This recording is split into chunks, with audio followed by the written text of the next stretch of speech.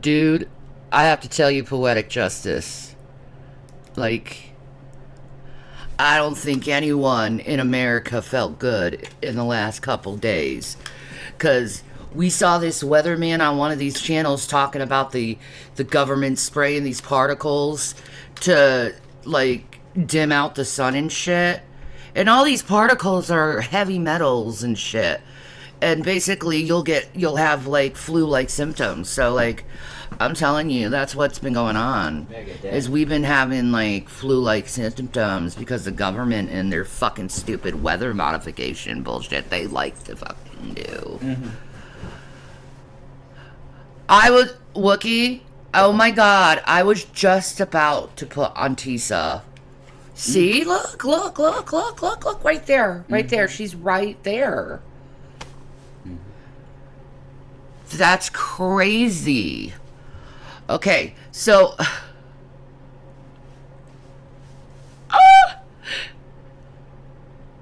Okay, it is a lot what happened today. Oh my god. Okay, so they did the rest of the jury thing before they started doing opening trial today. Mm-hmm. And then opening trial happened, and they got this LAPD officer who used to work for the security system. There's something he skipped about the jury that I think is very pertinent. Oh, yeah, they tried to play the race card and said, oh, they eliminated 7 black people in a row. 7 of 9 people. They kicked out because they were black. That's what they were accused of, but they told one shot at an officer, one had like interactions with officer, another one had sleep apnea. Okay. Well, the thing is they fall asleep like easily, and they don't want to do that because that's just not good for. Well, that's like more like narcolepsy. Yeah, it kind of works with that.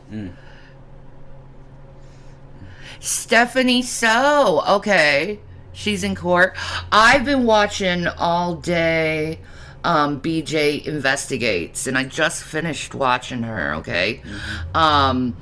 She was going through New York Times, CNN, and this investigative reporter that was in it. There was only 7 reporters that were allowed to, like, tweet shit. Inner City Press. Inner City Press. Thank you, my love. Remember them.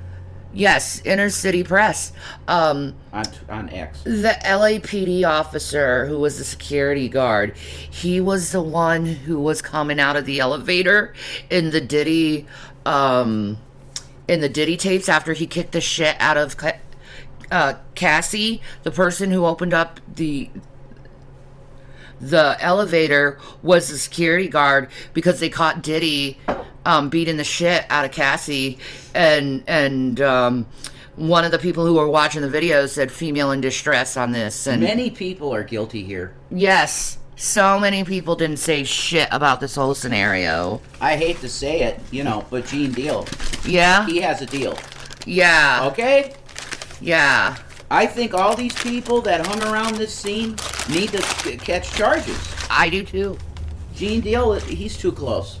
He was literally saying he's seen Diddy and Ja Rule in their underwear, or with no underwear, with towels. Yes. He's been there. Apparently Jaguar Wright was in the courtroom too. That must have been freaky. We should look for... Oh my god, dude. We should watch for a stream from Jag. Oh, I want to catch up on me some Jag. Yeah, I want to see what she's saying. I want to see what Jag has to say. She has her own agenda, but I think she's mostly truthful. She's kind of like a gray Jedi, or like an anti-hero. She is exactly in the scenario. That. But wow, it's been exciting in court, even going through just the New York Times and CNN.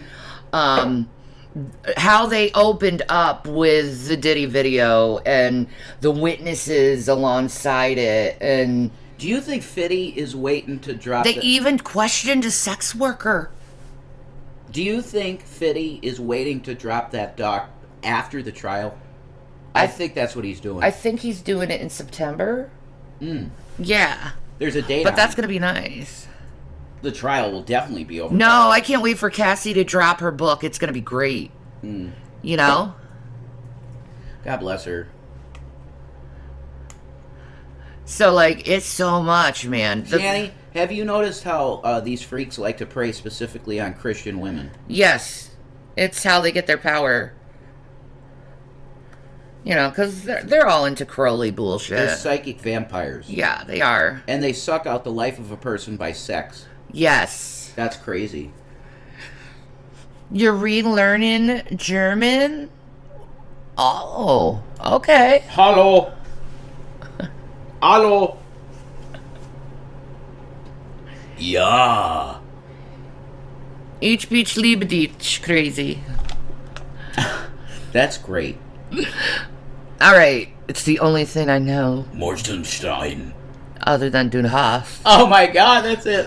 I know Ich bitch liebe dich and Du hast, which is complete opposites of each other. Franz and Franz. That's interesting. And Franz. Anyway. That's useful in Germany. You could either tell somebody I love you or I hate you. Get away from me. We looked at all the... Okay, first of all, we looked at, like I said, all the news articles with CNN, New York Times, and with the news press guy. Inner City Press. Inner City Press, yes. We've been catching up on that.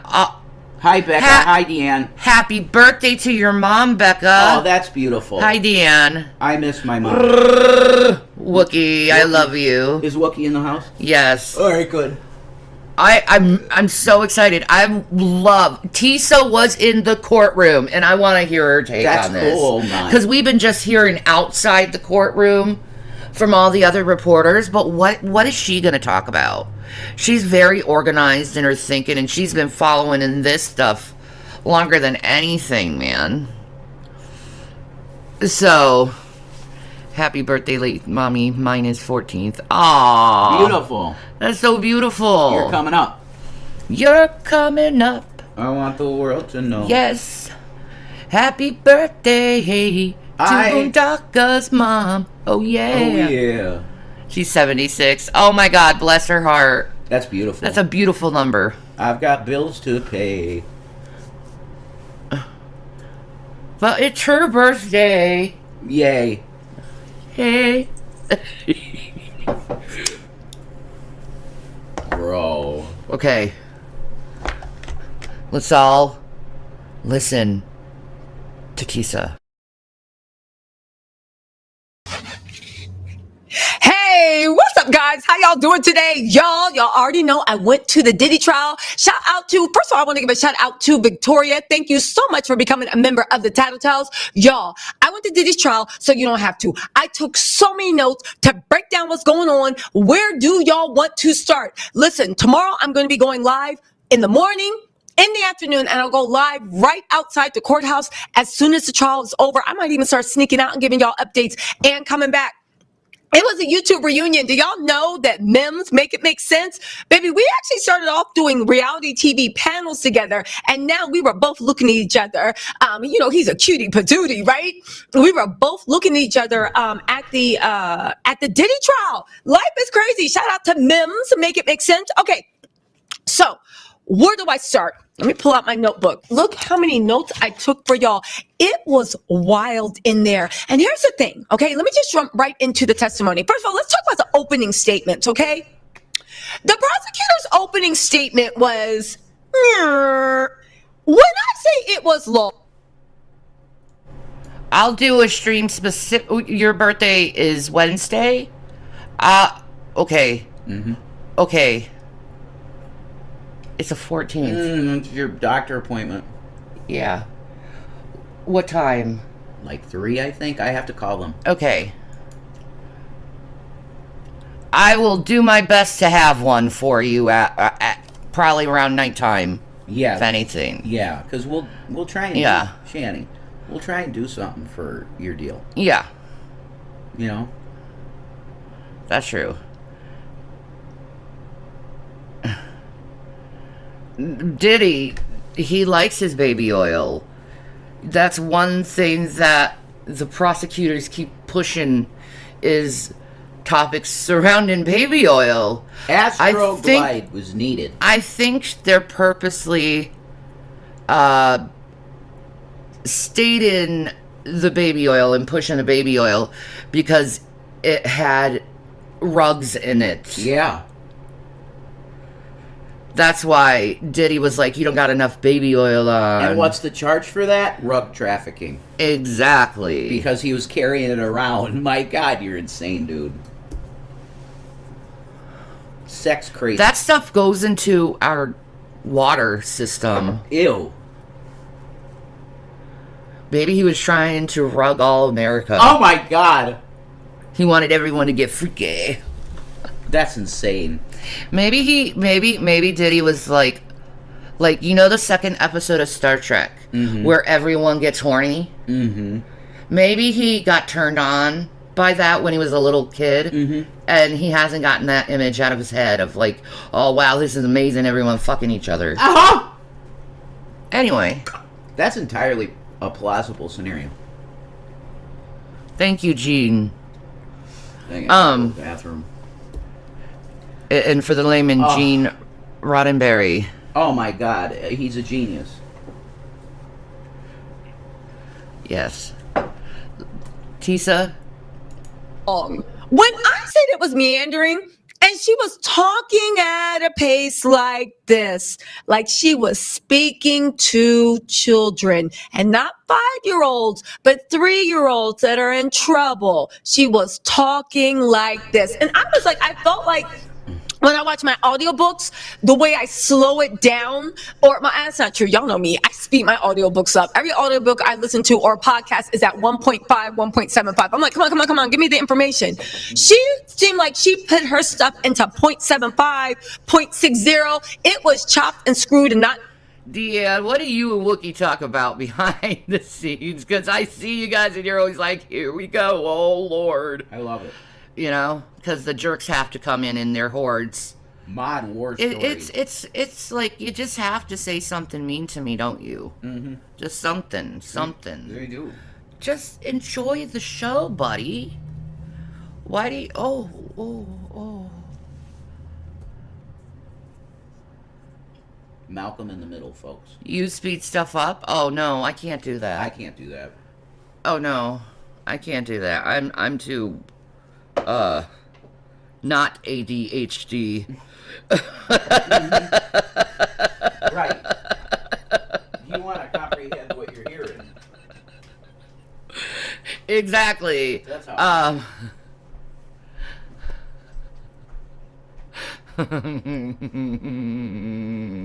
wild. Okay, it's slow when I talk. Okay, sorry. I'm trying to I need a soundboard. Yeah. I really do. I need a soundboard. So, and unmute quick. What is it? Let me see.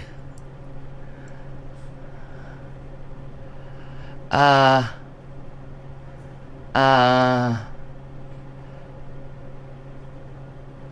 have no idea. Oh well, you just it'll be fine. We'll figure this out. In a good way. I was already jet lagged, so I was literally dozing off. I felt like I was in college again at the one professor, just dozing off, okay? But there's more, okay? So then the defense came up. Tenny Garagos gave the opening statement. Okay, so the prosecution was like, yo, this person is a sex trafficker. He has racketeering. It is violence. It's not just Cassie. Spoiler alert, victim 3 is not testifying. That is largely to be believed to be Gina by me because Judge Arun, who was actually pretty good. Judge Arun was like, Judge Arun is, I didn't know what to think about him because I do know that he is young. And when I say inexperienced, it doesn't mean he's stupid. He's very well educated. He used to clerk for a Supreme Court justice. However, you got to know about the legal finesse. The thing is, they had somebody on Diddy's staff. Diddy now has 2 black lawyers. One black guy, he has a bald head. His name is Xavier. And the other woman, I don't know why I can't figure out her name. Excuse me, her name slips my mind. But they had 2 black counsel. Oddly enough, Diddy, it was the 6-pack of white women, which were the prosecutors, according to Diddy's team. Then it was, That is so incredibly racist to be like, that's a 7-pack of white women coming after Diddy. They've been trying to do this race card thing for so much, and it's like, Are you kidding me? Diddy was probably one of the most privileged black people in the entire world. And you're talking about the black card? Give me a fucking break. He tortured women and men and children. Fuck this dude. Fuck this dude. Fucking racist bullshit. I'm so sick of it. Like, can we stop focusing on each other's color, of each other's skin color, and just focus on each other's, character, just like Martin Luther King told us to? Sorry. But Diddy, the black card, no, not you, not you, not you. You're an elite. Okay, your peers are elitists.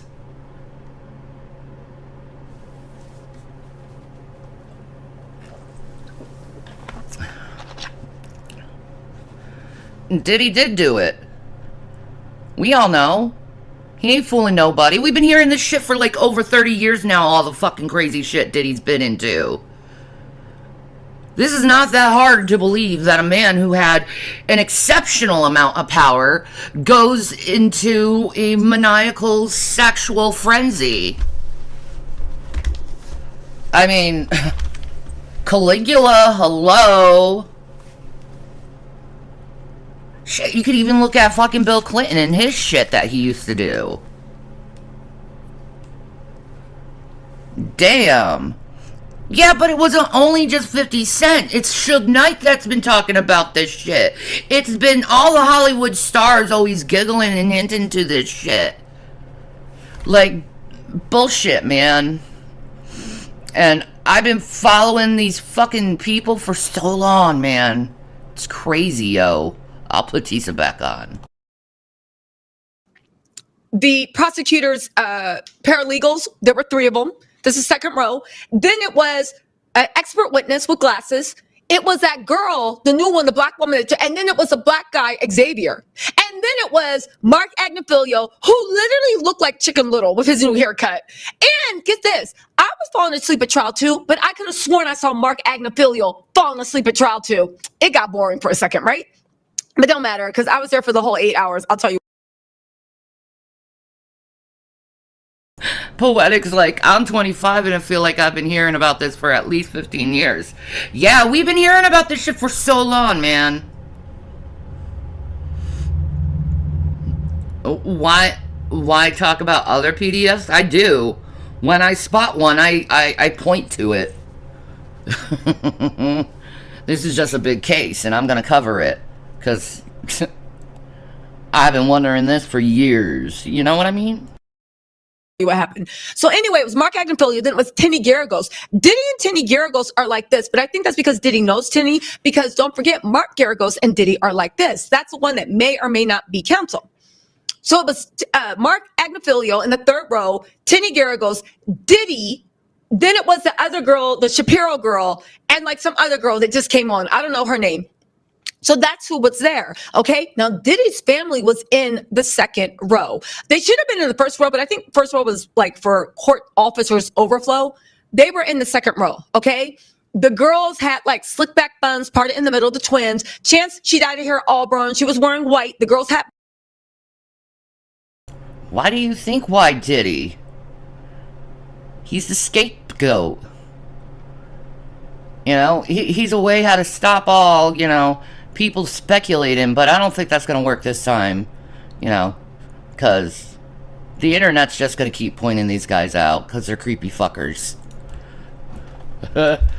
For real. Damn it.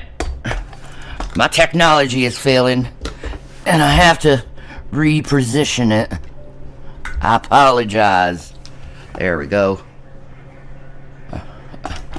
And it failed again. My God, can you stop it? Being an ass? It's my mouse. It's being an ass. It's being an ass. No! Okay. Black, so they were all the whole family was wearing black and white, so they were still color coordinating. Christian, he was just sitting there looking lost, wearing black. Justin, he is not 3 apples high. They came up to me, well, not to me, but they came up in my area to go when they were doing something with the court thing. I saw Sarah too.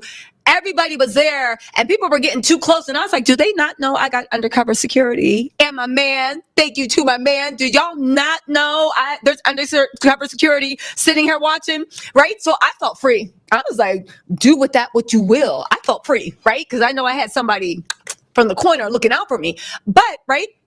So anyway, Justin had on a white button-down, black sweater, some shades. Misa had on blonde boho, platinum blonde boho. You know, that's her signature. Oh, Mama Combs had on platinum too.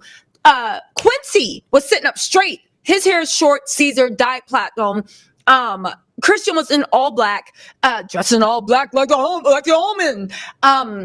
Who else was there? Oh, Dana Tran was there.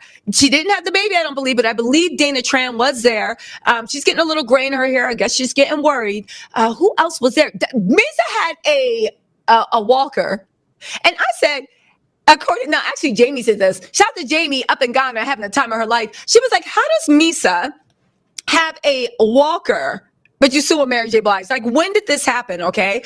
What else can I tell you? Oh, so Diddy turned around. Oh Lord, he heard about us. Who? This guy that just came in the room said he heard about us, just never watched a stream. Oh, okay. Well, welcome. Oh Lord. Welcome.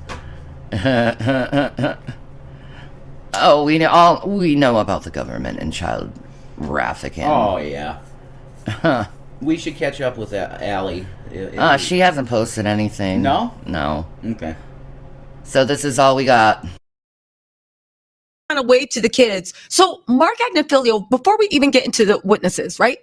Mark Agnifilio they were doing the jury selection and they were like, no, we strike juror 43, this and that. Mark Agnifilio, I believe, tried to do something really cute. And by cute, I mean, he was trying to be slick. He literally struck another juror out the jury pool. But Maureen Comey, that's James Comey's daughter, that's the head prosecutor, was like, Your Honor, he's supposed to be, that's supposed to be for alternates. So he tried to strike a juror out of the main juror pool and not the alternates. If you guys don't know, there's 12 main. Whoops. No, Mark is a sneaky fucker, man.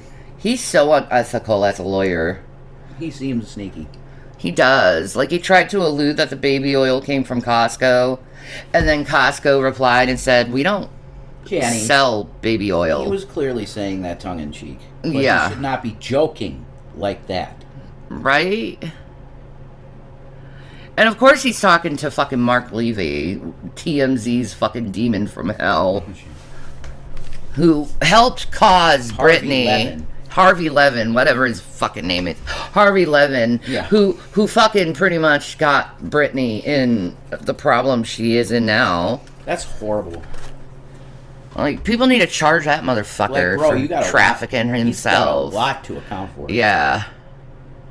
Do I think Kanye actually did that to his cousin? He said it.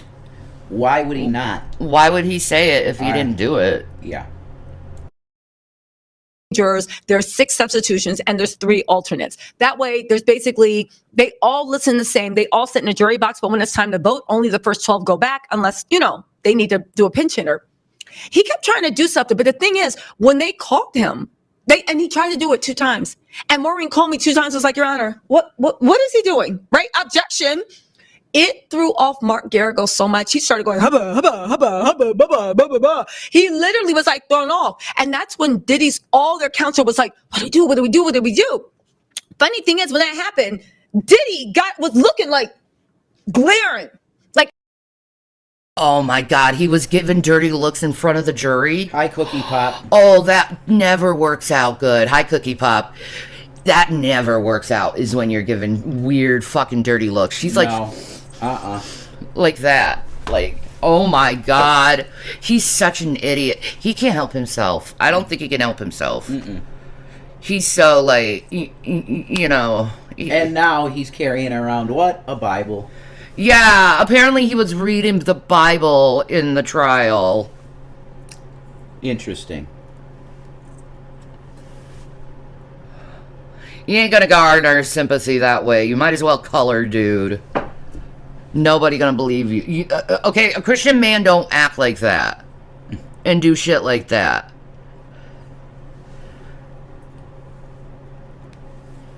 Oh, I know he looks like he aged 100 years. He's not getting the freaking adrenochrome. Yeah, I was about to say that. See, you know. You know. You know, too. At his council. And then when they all started convening and passing notes, and Mark Agnifili was like, if you can give me a moment, Your Honor, Diddy literally went like this in his chair. He was mad, literally just threw himself at the back of the chair. You know what you do if you're mad. Speaking of Diddy, hold on, y'all, because I got to show y'all this. Speaking of Diddy. Oh, shit, girl. What's she about to show? She ready. She's ready. She's ready, and she's feisty today. Oh, my God. This is going to be so fucking funny what we're about to hear, guys. Mm-hmm. Are you guys ready to laugh your ass off? Mm-hmm. All right, let's fucking do this shit. You know, because this is gonna be hilarious. Okay. Rotten mango. If y'all saw the live today, then y'all already know what I'm about to do. But speaking of Diddy gets on my nerves. Diddy literally was in court trying to act like, listen. 1 second. Diddy was in court trying to act like he was Old Man River, but he kept breaking pattern. Side note, listen, Jamie said the lady reporting on another channel said she heard people in line are trying to pay for it. Skip the line for up to $6. I actually paid for my pizza line to be held. I actually paid somebody to show up at 5. Oh my God, she paid for one of those line waiters. There's like apparently this business in New York where these people wait in line for you, like at clubs or wherever, and hold your like number in line. She paid one. It's wild. That's awesome. That's wild, man. p.m. the night before, Cowboys, every single night, because I know I'm going to bring y'all the tea. 5 p.m. every single night, the night before, and stand in lines for me until 7:30. And you know your girl got there at 7:36. I was begging her not to leave, but I literally I'm paying somebody this whole week a pretty penny. So I need these ad revenue dollars to stand in line for me, because even when I was leaving at 5. Normally with adrenochrome, they like a very scared child. It's when the adrenochrome is most ripe. They're weird cultists. There was a line forming for people to wait. So I got somebody waiting from dusk to dawn on some sinner stuff. Just make it to morning and the vampire's gonna leave, you know? But where was I? Okay. Oh, Victor Wiggins. Thank you so much for the super chat. Kendra Curry. Thank you for the super chat. I appreciate that. You guys, listen, I'm paying a pretty penny to be in the courtroom for y'all. So honestly, this week I actually do need the super chats, because y'all got mama going through her savings. Hey, you know what? God bless you, Tisa, for doing this. She's a good girl. Yeah, because it's like you're getting other perspectives from all these people to put this together, because they didn't freaking... They should be showing this shit on TV. I think they should make an exception. Yeah. Because this guy is a superstar around the world. So everybody cares. Yep. So they should televise it. But they won't violate the no recording of federal cases deal. Is that like recording the moon landing? Oops. Got taped over. Sorry. Good point. It got taped over. Birth to the truth. Sandy Staten, thank you so much for the super chat. So yeah. So anyway, when you get, let me start from the beginning. So when you get there outside, okay, now to be fair, I'm paying somebody every day to stand in line for me from 5 p.m. until 7:30 a.m. the next day, okay? Shut up, I did it.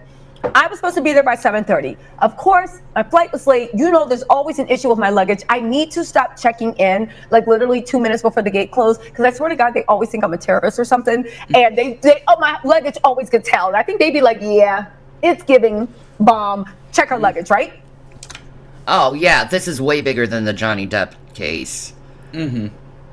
But, that could get taped, but this, no. Bullshit. It's bread and circus. So anyway, I was like waiting. So anyway, I woke up late. I was jet lagged. Y'all know me. Listen, it's the ADHD. Time is a man-made fiction in my book. Mel That's B, true. thank you so much for being a member for 10 months. You said thank you for the awesome coverage, TT. Listen, Mel B, listen, cool CCS. Y'all know I love y'all down. And so many of you guys were asking for me to go to the trial. And I wasn't going to go at first, but then a man hooked up. He been in jail for months, so that'll age you. Mm-hmm. That'll age you. Plus, he's gone through withdrawal and everything. He's 55, so he's not buzzing on all male cylinders. No. He probably is missing his smoothies and his salmon meal. He's missing that. Yeah. Because that shit keeps you young. They're probably Elon's babies. Security. I figured it was going to be safe because people are sick. That's a real complaint, but I'm safe. And then I made everything happen, and I really think like God wanted me there because everything came together super, super quick. But don't say that I don't be looking out for y'all. I know I don't do 100,000 celebrations or 500,000 celebrations, but when y'all ask me for something, I will go and do it. Also, Chaos Forever said, just want to affirm for science. Like many people are saying, women, you're Thank you. No, I can confirm she's gorgeous. You guys. Carolina, you said thank you. Thank you, Carolina. Okay, so listen. So they're paying up to $600. Listen, I paid. Listen. I paid. What else are you gonna do? I said, F it. At the very least, maybe I'll make it up in ad dollars. You know, sometimes you guys spend money to grow. You know, that's what I tell myself this stuff every time I overspend. You know, this is the universe, you gotta throw it out. You know. Also, Mel B, you said this is the one time I wish I still lived in New York. You and me both, because I would be begging you to stand in line for me, or we'd be standing in line together, kikiing. Also, Sugar Spice 313, thank you so much. Come on, get into it. Like, I don't care.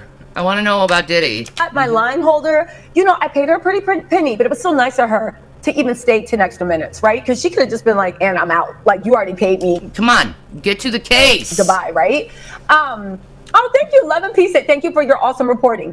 Okay, so thank you so much, Love and Peace. So we're sitting there, and I get out the cab, right? There's media everywhere. That's another thing. Because there's so much media, they're looking for normal people to interview, right? And I think they thought I was just a normal person. I didn't say anything, but then they looked me up and down, and people are saying hi, and they're like, oh, maybe she's pressed too. I think next time I'm going to be in front of TMZ being like, well, I actually think Tisa Tells on YouTube has the best take. I'm going to promote myself and go, because TMZ has been bombarding people, asking them for interviews. So it's packed. The press is out there.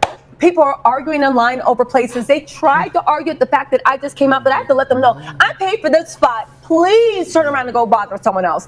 But once I actually put that out there, you know, I did it politely, like, no, I paid, right? But once I did that, they kind of like backed off. But there were a lot of people cutting in line. And here's the thing. People didn't care. They were cutting in line. Not surprising. No. If you have a line that's halfway around the back of the building, it's going to get unruly, Shanny. Mm-hmm. You remember those times you went to Toys R Us? Yes. And you were waiting for N64 or something? Yeah. Holy shit. I know. Bad things can happen. Harry Potter lines. Mm-hmm. I was number 12 in line with my line. Yes, for the new book. You did that. That's cool. I did do that several times. Mm-hmm. I don't regret it. That's cool as But shit. so many people They're cut fun in front of me experiences that when I actually got everything's pushed back to number 50-something. Thank God they opened 2 courtrooms, right? So it didn't work out, but I realized that me being so lackadaisical and thinking there's enough for everybody, I would have been left out in the cold, even though I was the person that actually paid. So I was like, you know what? Let me be on it tomorrow, you know? Like, stop being so Southern California chill. Thank you so much, Diamond Shorty, for the super chat. Also, Deborah swearing again. Said video. Oh, thank you so much. Critical Hit, thank you so much for the super chat, y'all. Oh, y'all really doing me right. I need to make this money back. Because my line holder, that 600 sits about right. Sounds about right. So anyway. Well, she was halfway through the country, that's why. True. She hired someone. Mm-hmm. You know, so I mean, if they allow it, Why not? They're paying for it. So here's what happened. So it's all this pandemonium. And here's the thing, even the press is like, you know, getting into it. But it's completely safe if you want to come and try to...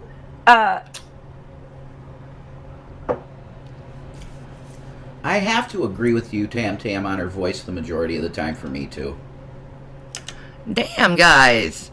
You getting all mean on Tisa. Fuck. I like her. Anyway, you go into the courtroom, right? If you're a woman and you wear heels, and you know I was wearing my Hillary Bank heels, that was my inspo. If you're a woman, you wear heels, okay? Oh, she didn't go Ralph. Oh, that's a what? Okay, so you go and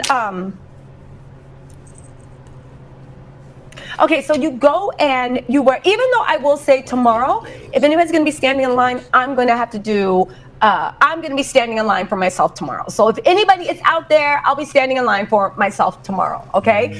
Also, listen, Chaos for Ever said, fun for you girl to read us bedtime stories. Thank you so much, Chaos. And also, MMC518, thank you so much for the super chat. Okay, so let me get back into this, okay? Okay, hold on. Okay, so you go into the courtroom. And, you know, it's like the little metal detectors. So here's the thing, press and civilians enter on the same side. If you're... I know, not a word about Diddy for like 20 minutes. She's so self-absorbed. True. You know, I'm waiting. A lawyer, you can go through a different exit, but you still have to like go through the thing. Press and civilians enter through a different side. But we all enter together. So you go through the metal detectors. It's worse than TSA. So if you...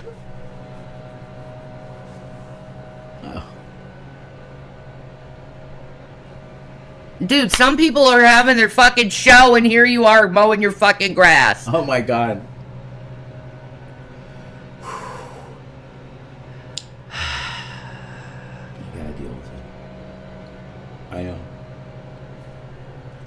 You have heels on, you gotta take your shoes off, you gotta turn all your phones off. And this goes for your AirPods and everything. Take your shoes off, you know, take your earrings off. It's like old school TSA, you know? Oh my God, Ann Evans, thank you so much for the super chat. Thank you. So when you go through security, they give you like this little, it looks like a poker chip, right? Fitzgerald novel. God, who cares? You're getting super chats. Okay. Shit. Take it easy on the mowers. It's a job I do regularly. No, God bless you, you know. It gets her allergic reactions. It does. My eyes start itching and I'm already having a bit of a fibro flare up, yeah. So I feel swollen and gross and... You're not, though. I know. You look great. Thank you. You really do. Right? But it says like U.S. attorneys. And I was trying my best to be friendly with everybody in line because, you know, I get it. Everybody's just doing their job and it's early and I never understand. Thank you so much, Ann, for the generous chat. I never, listen, I never, ever, every time I wake up early, I stand out there and I'm like, this is not. Let's cut all of this. Okay. Go to the line. Oh my God, the line. So, you know, I was like. Well, she's still fucking talking about the goddamn line. I don't. Get in the okay, Tisa, get to the point. I don't think I can do it But anymore. guess what? Everything's better now. Ah, fuck it. We'll find something else on Diddy. So now I'm in the process. She's driving me fucking nuts. I agree. Holy shit. Oh my God, Thailand. Oh my God. On the floor. Her face. Oh my God. Anyway. Get on the floor.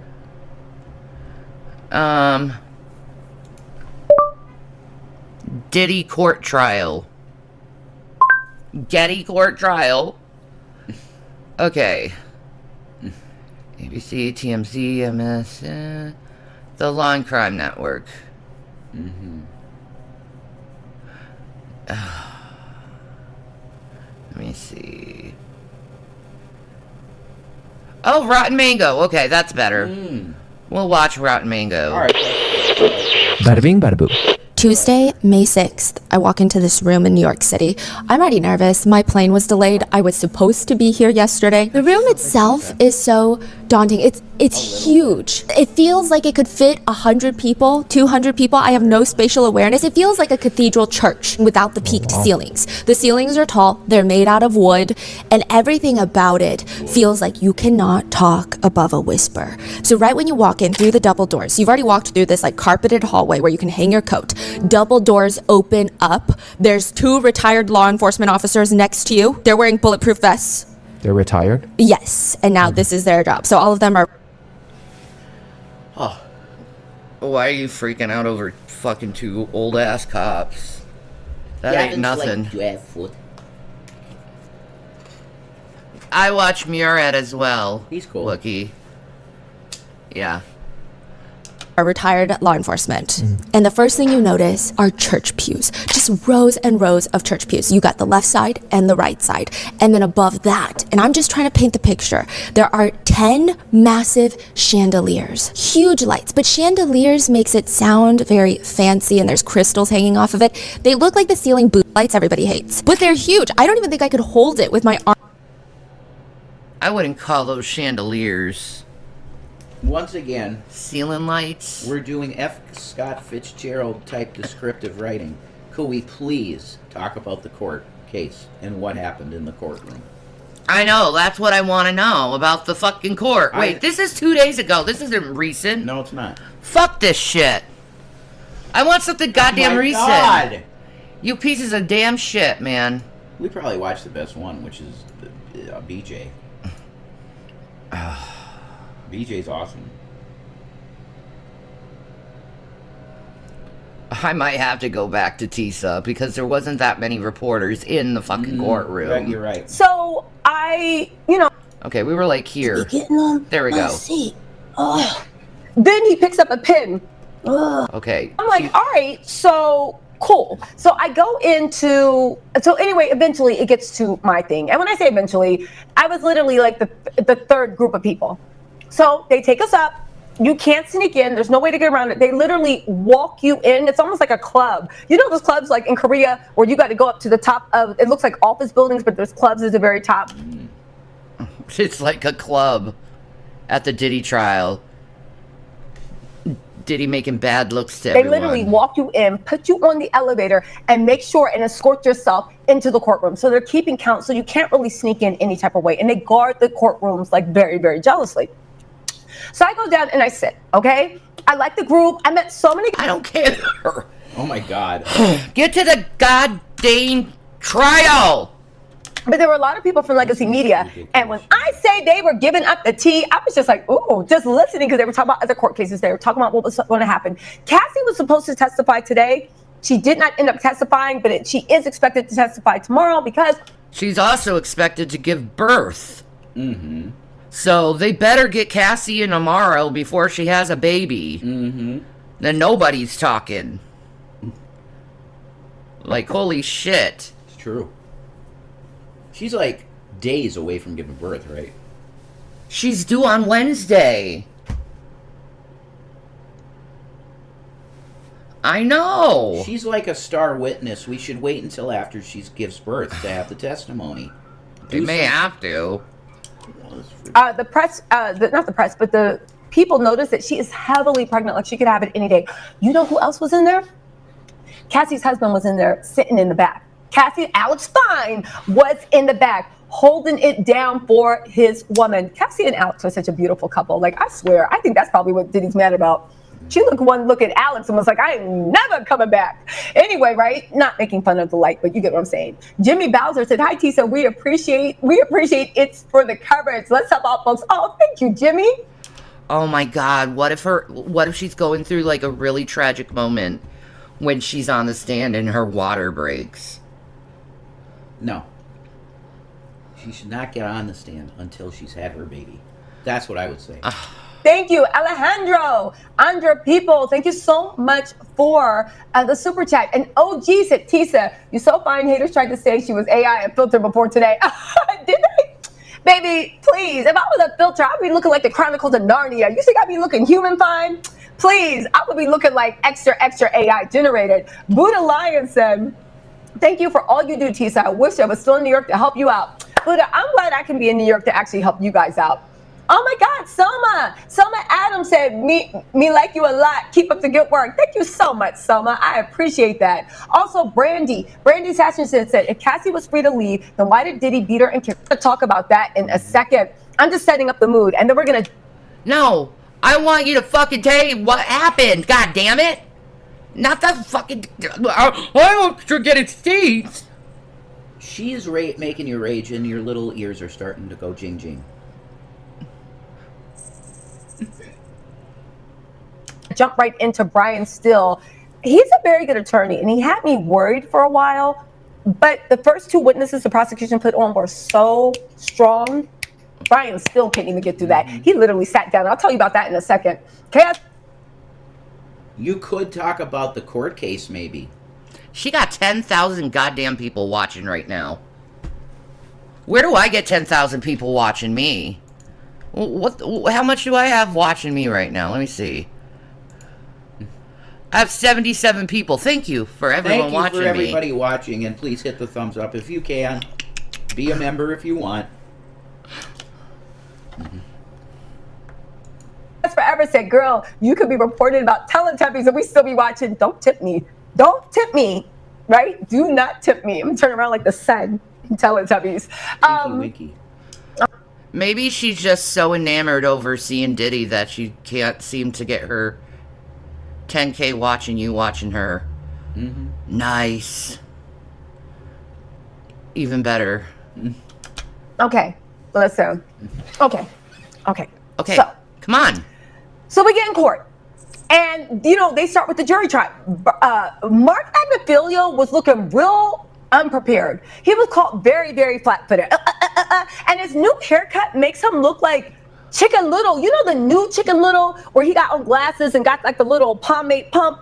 The new haircut makes him look like Chicken Little. Oh my God, he got like a Chicken Little afro type thing going on. Mm-hmm. Oh, I love that for him. So he looks like Chicken Little running around the court. Oh no, I didn't mean that. That's funny as shit. That's wonderful for him, and he all gray and shit. It's comedic. Ah. Yeah, Diddy, let's put some more Diddy oil on you, baby. So the whole time I was like, you were defending the devil, but then the other time I was like, I can't take you seriously, Mark Agnifilio, with your hair like this. It made me think, are you and your wife on the outs? Because why is your hair like this? I feel like your barber was like, yo, let me do something new.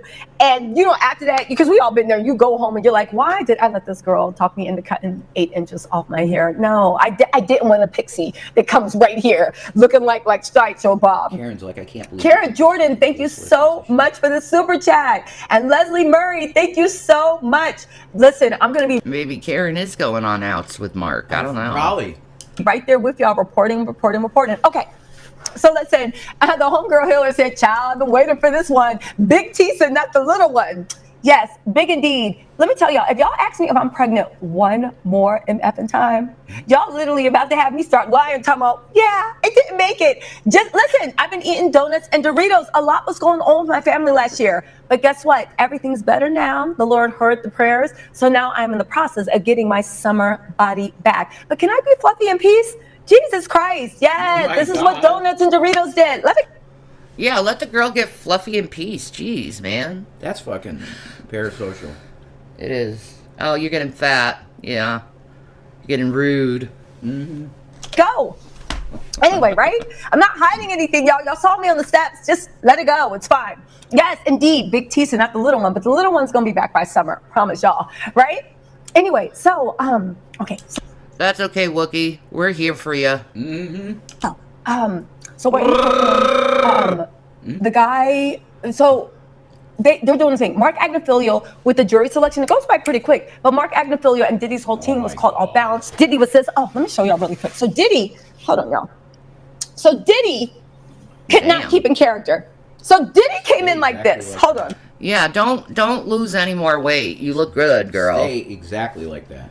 Yes, that looked good. Mm-hmm. They're complaining about that? Damn. Are you kidding me? Diddy came into court. Diddy walked like that in court? You know like the way your grandma or grandpa move, where like you just moving like Like, and Are you kidding me? He doesn't get a lot of exercise, I guess. Wow, Diddy walking like I do. then he would They sit need to in the put him chair the like, yard more. and everybody was like, oh my God, his hair's going gray. And I said, you know what? That's all. Maybe it's because they had him in shackles and his body hurt because of that. You know? Maybe. Because right before court case, they put you in shackles. Mm-hmm. I hate that. And you have to wait like this. Mm-hmm. That's all showmanship. Because guess what? His face was smooth. His goatee was shaped up. And he had a shape up around the right here. And like I said on live today, you can crush up some roach legs mixed with rat hair and make some Beijing. Beijing is probably made out of rat droppings and roach legs anyway. You cannot, you can literally take some shoe polish. You are trying to look as old and feeble as possible. It is not working. So he was like, maybe he is trying to play I'm old card too. He wants to eat rat shit. He's gonna try every card. He's gonna try the Christian card, the black card, the I'm an old man card. I'm not mentally really with it card. Yeah. Mm-hmm. What a piece of shit. Mm-hmm. Diddy, shut the fuck up. We know you dance around all the time. he was like literally like, then he had to pour some water and he was like, and then like the judge was like, Mr. Combs, did you get water? Which is odd with Diddy. Every time he comes to court, he just asks for something. That mofo is always testing the thing. He was asking for something every time. So this time the judge was like, did you get enough water, Mr. Combs? And he was like, thank you, Your Honor. I could use a little more. And I'm like, you know, there ain't nothing more sad to see than a mofo who had everybody kissing their butt because they were rich. So they think they're funny and charming, but it wasn't. You was just rich. And now that you don't got your power anymore, you still think you're charming. No, dummy, it was the money. And it don't work. When you're, yeah, actually, I could use a little bit more, Your Honor. Anyway, then he took the water and he was like pouring it, Old Man River, trying to make his hands shake. I said, I know. I'm just an old man with the Bible now. That's all. It's just me and God. And this water here. Mr. Combs, do you have enough water? You know, Honor. Dookie, you know there's other channels you can watch, right? Mm-hmm. Thanks. That's Or true. Griff when I see one. Because no lie, if that was me in court, I would be doing the same thing. Old Man River. Right? And then taking a sip of water, moving all slow. Thank you. I could use some more, Your Honor. I was sitting there looking like this. Now, I will say something. I feel like Diddy and his crew, they're glarers. They're like glaring at people like people don't got security. They're glaring at people like, you know, like their daddy's still running the streets. They're glaring at people like the U.S. Marshal. That's because they're rich, spoiled, little snobs. Very accurate. They're elitist fucking pieces of shit. They don't know how it is to be with the regular people. Losers. And U.S. attorneys are not looking to give more charges. That's the way they're glaring at people. So it's very, very confusing because I'm like, am I the only one living on planet Earth? Must That's right here, Chris. She is hot. be, right? But anyway, that was just some weird thing where it was like, y'all still ain't learned nothing at all about that. So anyway, hold on, I feel like I'm missing a super chat. Y'all know I need every penny I can. KS Forever said, a fun for you to stand up again for science. Y'all want to see me do the Old Man River stuff? So anyway, also, Jersey Brick said, Diddy displaying his bad acting. Jersey Brick got the comment of the night. Diddy is displaying his bad acting skills. So anyway, KK Scorpio said, yeah, we're not being racist in my chat. Okay, go somewhere else if you don't like her for being black. That's really crazy. And you know what? Fuck you for that. Yeah, that shit should be publicly shamed. oh, thank you so much for the super chat. Dance with the shimmy move. So anyway, Diddy comes in, like literally, and he was trying to hunt y'all like this. Diddy Well, I mean, he was in shackles. comes in, like waves like this. Who is that, Chance? girl got red hair now. What? You know? And I was Maybe they got him drugged out or something. I don't know. looking like this ain't nothing but Harvey Weinstein, Bill Cosby. Because remember Harvey Weinstein and Bill Cosby? When they went into jail, they were doing jumping jacks and kicks, right? Literally, looking defiant. I dare y'all. They was in jail for a couple of months, came out. Bill Cosby acted like he was blind. Harvey Weinstein talking about he went senile, right? So Diddy comes in. Hold on. Hello? Yes?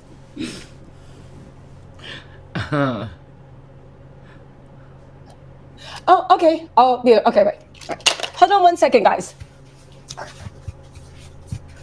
Ah, Tisa, come on.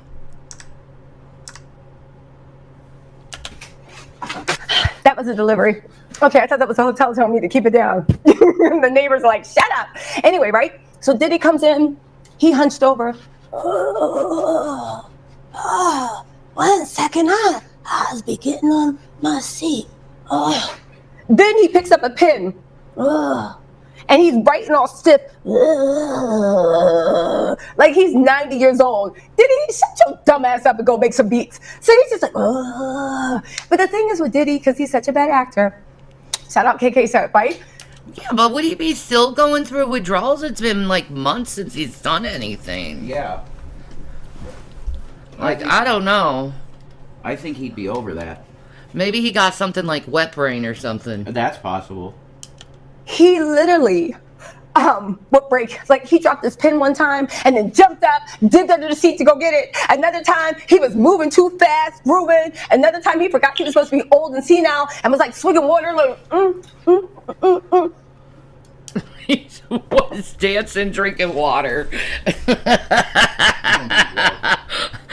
Dancing, drinking water. Oh my god. I think Diddy's got ADHD. He has to move every now and then. He does. He gets the jiggy on. until he realized people were watching him, and all of a sudden he'd be like, That's very in character. where am I? God, is that you? No, Diddy ain't the My God you God. pray to. Anyway, right? Diddy was definitely displaying his bad acting skills like no other. So that was going on, right? Then what else happened? Oh, so Let's just be honest, Diddy doesn't have much talent. He never really did. That's my opinion. He's not the best. Mark Agnifilio's messing up for jury practice. Diddy get mad. He threw himself back, like, was looking like, what the hell do I pay y'all for? Interestingly enough, right? Even though Diddy is all pro-black, y'all only got 2 black lawyers on your team as tokens. Now, don't get me wrong, he paid a pretty penny, but your core link up, your core clique is a 6-pack of white people. Not that there's anything wrong with white people. You misunderstand me. I'm saying that for Diddy to make that argument, and you got the 2 black lawyers sitting in front of you, and like you're linked up with Mark Agnifilio, Tinny, the girl Shapiro girl, but you don't got one black person sitting next to you. Maya's like he was really good at yelling obnoxiously in the background of people's thoughts. I needed attentions.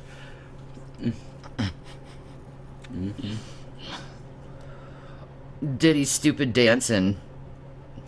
That's all I have to say. And they were pretty much like ignoring them. Now, there could have been a reason for that, but I thought that was like very, very, like, Diddy, this whole trial is not going to play out the way you think it is. Who's a better dancer, Trump or Diddy?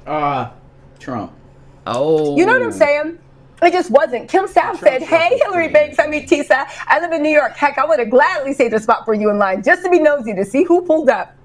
Girl, the whole world was out there, and I was just, I was just whatever. Oh, Susan Connors. The opening statement from Diddy's lawyer was so horrible. It was very bad. Oh my God. It's like, do you not know what you're saying?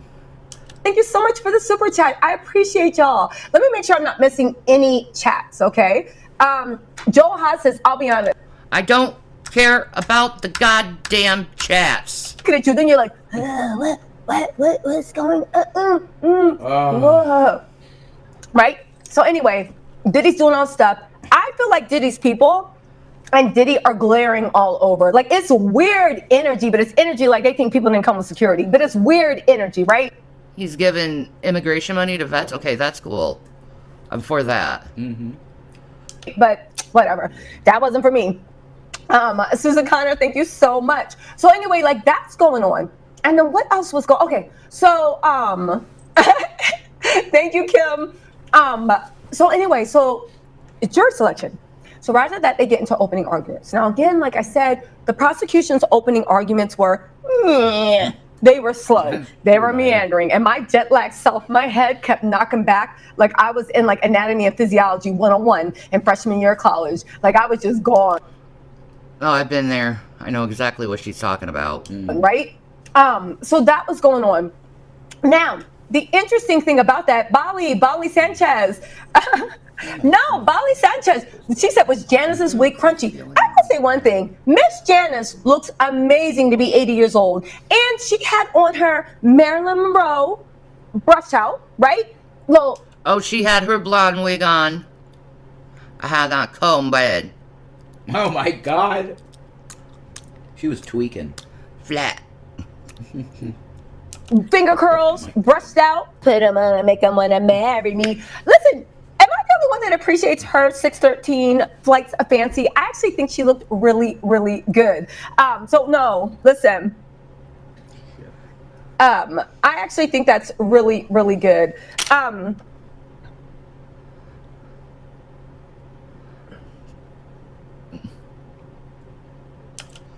Stop reading text. Get to the point. So anyway, I think that's really, really good. So anyway, hold on.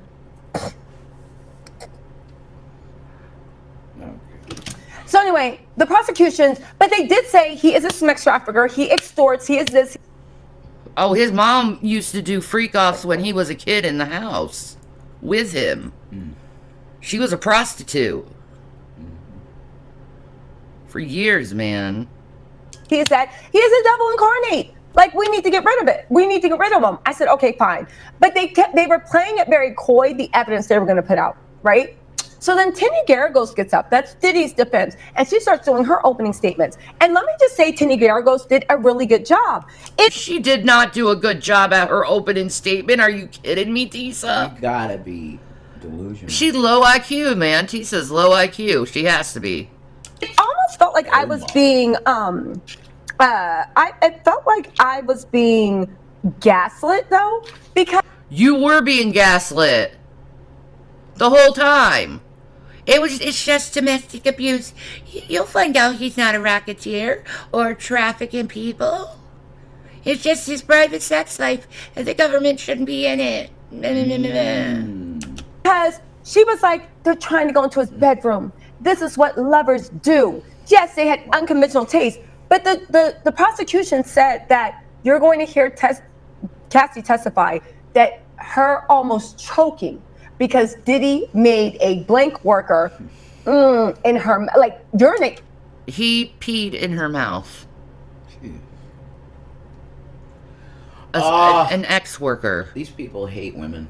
It's so gross. In her, and she almost literally almost choked on it. And the fact that she, in a freak off, she OD'd and almost literally had. So the prosecution's telling us all this stuff, and I'm like, oh my God. Even when I wrote it down, I was like, wait, what? Right?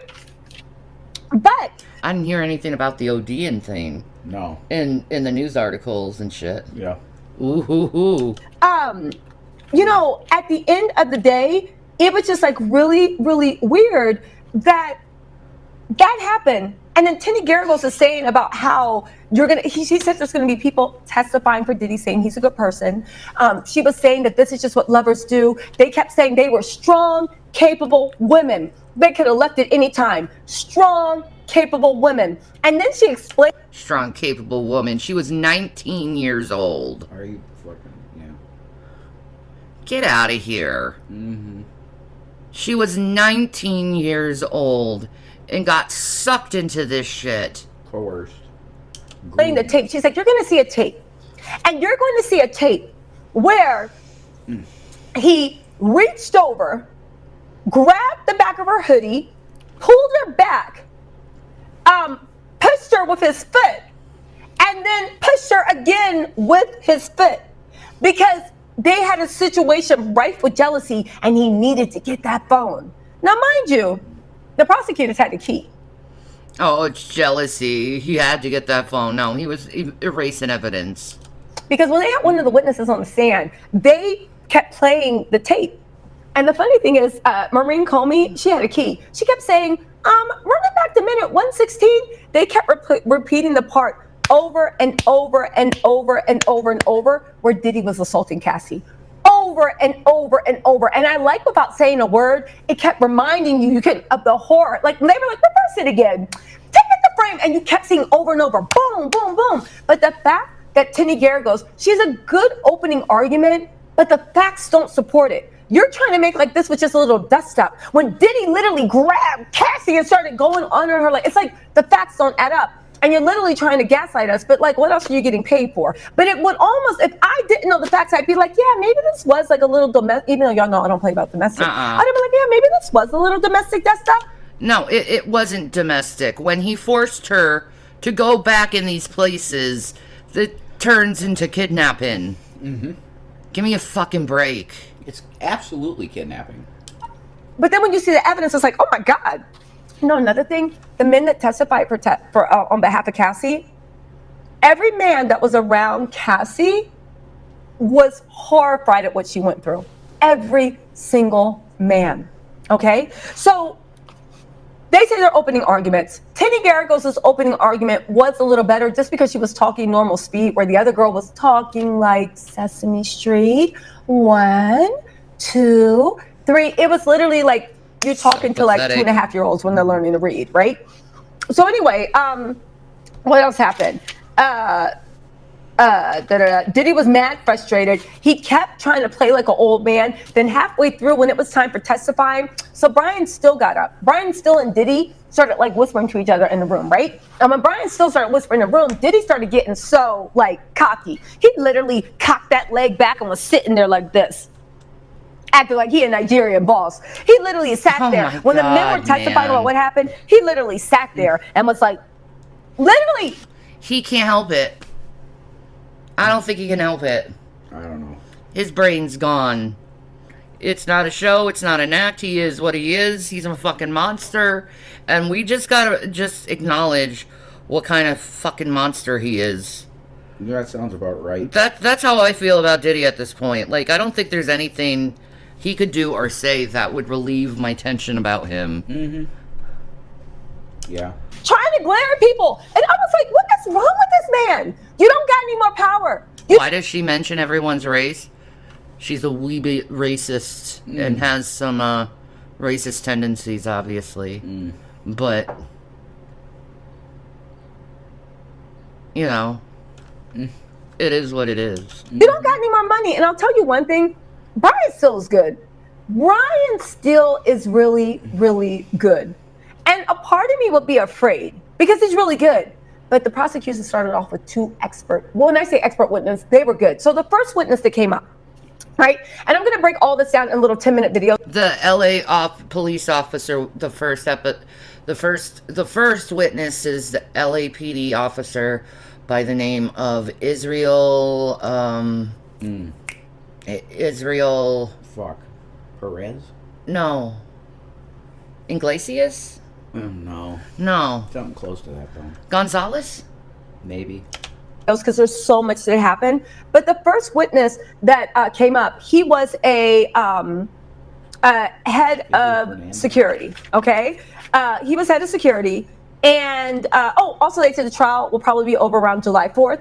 So we're going to be in this together forever, right? I will say that while they were like, when the judge was explaining things to people and the judge was saying something to the jury about, you know, it's like this is what it means to be honest. This is what it means not to lie. It's standard. Every judge has to explain that to a jury.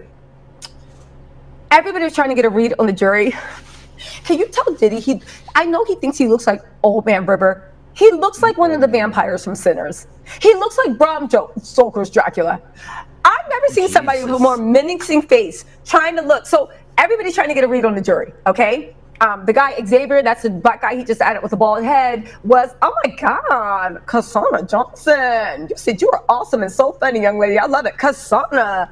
Put it on and makeup.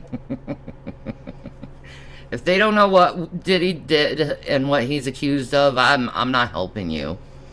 Google it. Wanna marry me? Me in Atlanta. Bring me the scammers. We in Atlanta. Thank you so much. Thank you. I appreciate that so much, Mama. Oh my God, Brandy Sashington said, "Come on, y'all, let's help Tisa pay for her security. They may want to silence her allegedly. Let's protect Tisa." Yo, I'm glad I got security. That's all, but I'm good. I'm glad I could just be pop locking, baby oil bandits coming in, pop lock and rocket. I literally was like, I ain't got no worries. Oh, also, John Henry, thank you for the super chat. And Chaos Forever said, I was going to church and to do a donation, but watching you stream is better way. Yes, I don't know what Diddy did at all. That's right. I'm completely ignorant of the subject.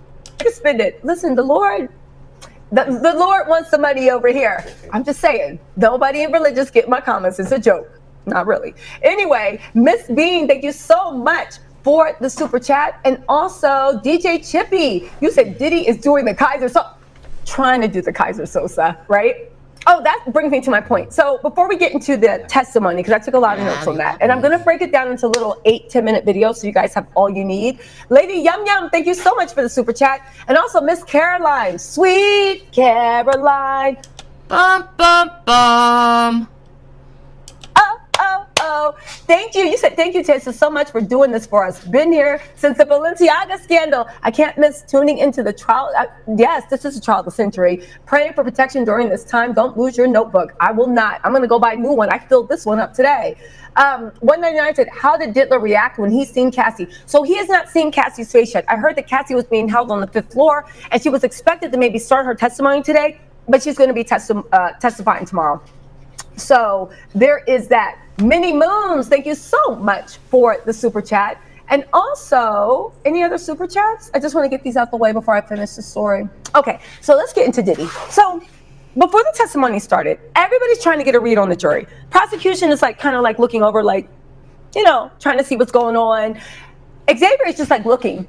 And he's scanning. That's his job. He makes objections and he's scanning. I was worried about Judge Aaron not understanding the legal finesse, but he does. Diddy's side kept throwing objections, and Judge Aaron was like, on what? On what grounds? On what grounds? Overruled. No. He let a few go, but from Jesus. That's how the court case was going. It's constantly objection, overruled. God. It's one of them. Those are so annoying. Tedious. Most of it, he was like, nah. So listen, Judge Aaron, he's up on it. I feel like with Mark Garagos, he was kind of letting Mark Garagos play in his face a little bit because he doesn't want this thing overturned. But at the end of the day, it is what it is, right? But Judge Aaron was on it. So the bald guy, Xavier, he was the one, and you need somebody on there that's really good at making objections, because when you make a lot of objections, it throws the lawyer and even witness off their game. So you want to be like, objection, right? Really quick, YM Droid said, Tisa, can you slip Janice some rosemary oil for her crunchy wigs? Her wigs are not crunchy in real life. They are blown out a la Lola Palana, Marilyn Monroe. It was given luscious. Stay safe in those legal streets. We have your back. Don't worry, I got security. I'm staying safe, but anyway, right? So we're doing all that, and so they're trying to get a read on the witness. Brian Steele is trying to low key see what's going on. He's looking at the witnesses out the corner of it, not witnesses, looking at the jury out the corner of his eye, just trying to get a read. It's very important to get a read. Who's sympathetic? Who's not sympathetic? If you can play to, and also you're trying to see who has the jury's ear. The jury foreman is the one that whips everybody in the state. You can win or lose a case by the person that's the most influential, that got the loudest voice, being on your side or being against you. So they're trying to get a read on the jury, but they're literally trying to see who is the jury foreman. That is the person that everybody's like, yeah, you've been running this shit. You care about it more than anyone else. They're trying to see who they should play for and who they should kind of mitigate, Cozy Joe, thank you. You said thank you so much for your exceptional coverage of the trial. Thank you, Cozy Joe. Cares Forever, thank you for blessing me. T said for president, don't tempt me. Yolanda Blocker said, do you think his daughters should have been there to hear what a monster their dad is? I would have walked out if my dad was in a situation. We're going to get into that. They heard their dad do some weird, messed up stuff. And the fact after these witnesses testified, I'm going to go into the testimony the fact that they literally tried to act like this was just like a relationship, like y'all are bugging. Like you would need some serious hardcore misogyny to even ever believe that. Okay, so anyway, right? So Diddy calls himself trying to get a read on the jury. Now he looked like one of the vampires from Sinners or Bram Stoker Dracula. Do what you want. Not like the lovable type of vampire, like a vampire in Brooklyn. No, he looked like Bram Stoker's Dracula or the Draculas from Sinners, right? And he's sitting there trying to like get a read for the jury, but he's sitting there looking at the jury like, the jury starts looking back at him, and this is Diddy. You ever see someone that got... If he was doing that, he's like becoming Charlie Manson, and his little looks that he's done and The shit. solitude might be getting him. Maybe the solitude is getting to him. He doesn't realize what he's doing. Oh my god. Or maybe he's deliberately acting like Charlie. Because Diddy would do that, I think. It could be that. He might just start one day acting like the Joker. You know? Randomly go, whoo, whoo! You know? Possibly. I love a good court case. All right. We'll be right back. All right. I am back. All right. Old Yeller for me, I'm old. Oh, Old Yeller and Lassie and Mr. Ed. Alvin and the Chipmunks. All I can think about is the Alvin and the Chipmunks Christmas album. Oh god, that was rough. I love the show. Evil, intense eyes, but they trying to put a smile on. To me, there's nothing scarier than when someone's eyes don't match their smile, especially when their eyes are saying and their smile. So he's trying to look like, no, fucking hell no. Okay. It wasn't as a tragedy as I thought it would be. But what she said reminded me of the movie Smile. And it's basically just people smiling and then dying. Yeah. And then the spirit moves on to another person. And then they smile and die. I'd like to see it again, actually. Alright movie. What the fuck? Okay. What the hell is that deal? during the opening argument, the prosecutor was like, she started off by going, that man over there, Sean Combs, is a liar, is a cheater, is a criminal. She went in on him. That was it. That man over there, Sean Combs. So Timmy Garrigos thought she did her big one because she was like, but I'll tell you who isn't. Timmy Garrigos is Diddy's defense. This is their opening argument. They were like, but I'll tell you who is here. Huh? They did get him? Sean Combs is here. Gavin, right? No, she said, but I'll tell you who you need to meet. Sean Combs is right there. Yes, your gravy's coming, Gavin. Did Are you you notice- excited? Gavin Kit Kats, you have gravy coming. His ears are twitching. He knows. Underrated horror stories that need to be redone. The Happening. That storyline was so much more potential to be a much better movie and a terrifying one. Yeah, The Happening was a good movie. It was alright. But yeah, it did have potential. I don't think I'd watch it again, but it was alright. Yeah. His ass got up like this when he did it. Trying to act like the mofo from the Green Mile. Literally, he got up and he keeps trying to like hunch. He got up and stood up like the mofo from the Green Mile, like standing here like his third grade teacher. Look. And why they were like, yeah, this is Diddy. He's like, and then you look at his face and he was standing there like that and his face is looking like, and I said, Oh my God. they thought they did something with that. And I was just like, this man, Sean Diddy, like he's standing there like the mofo from the Green Mile, like they walking him to the lecture chamber, trying to look like, ooh, trying to look innocent, and just ends up like freaking everybody out. It was so weird. Winifred Wally, thank you so much. Thank you so much for the super chat. Shout out to the Hollywood Reporter, Nancy Halpern. You know the Hollywood Reporter wrote me out. Please go show that article that love. Let's give it a second life. She does got them hips. She's got them gorgeous, beautiful hips. But Yeah. Oh, also, Sweet Pea, 1970. Just wanted to say thank you. Thank you so much, Sweet Pea. Tony Mostello said, Count Diddy. Appreciate you, T. Says, stay safe out there, girl. Don't worry, y'all. I got security. I'm good. I'm good. I'm good. I'm going to tell y'all about my run-in with the baby oil bandits. Sarah Chase, Misa, all of them. It was all in the courthouse. That's right, Miss Bean, Yana. Mark Agnofilio was out there stumbling. Yana, literally trying to get, like, just unprepared. I will say one thing, Diddy's team, no, because Brian still was on his money. Mark Agnofilio came across as very sloppy, very unprepared. But he has Diddy's ear, so, you know, whatever, right? Okay, listen, so. Mark probably doesn't care because he knows he's going to lose. Like, whatever. I'll just make my money and go. Yeah. Diddy's trying to like look like unassuming and gentle to the jury, but it's just like somebody giving you crazy eyes.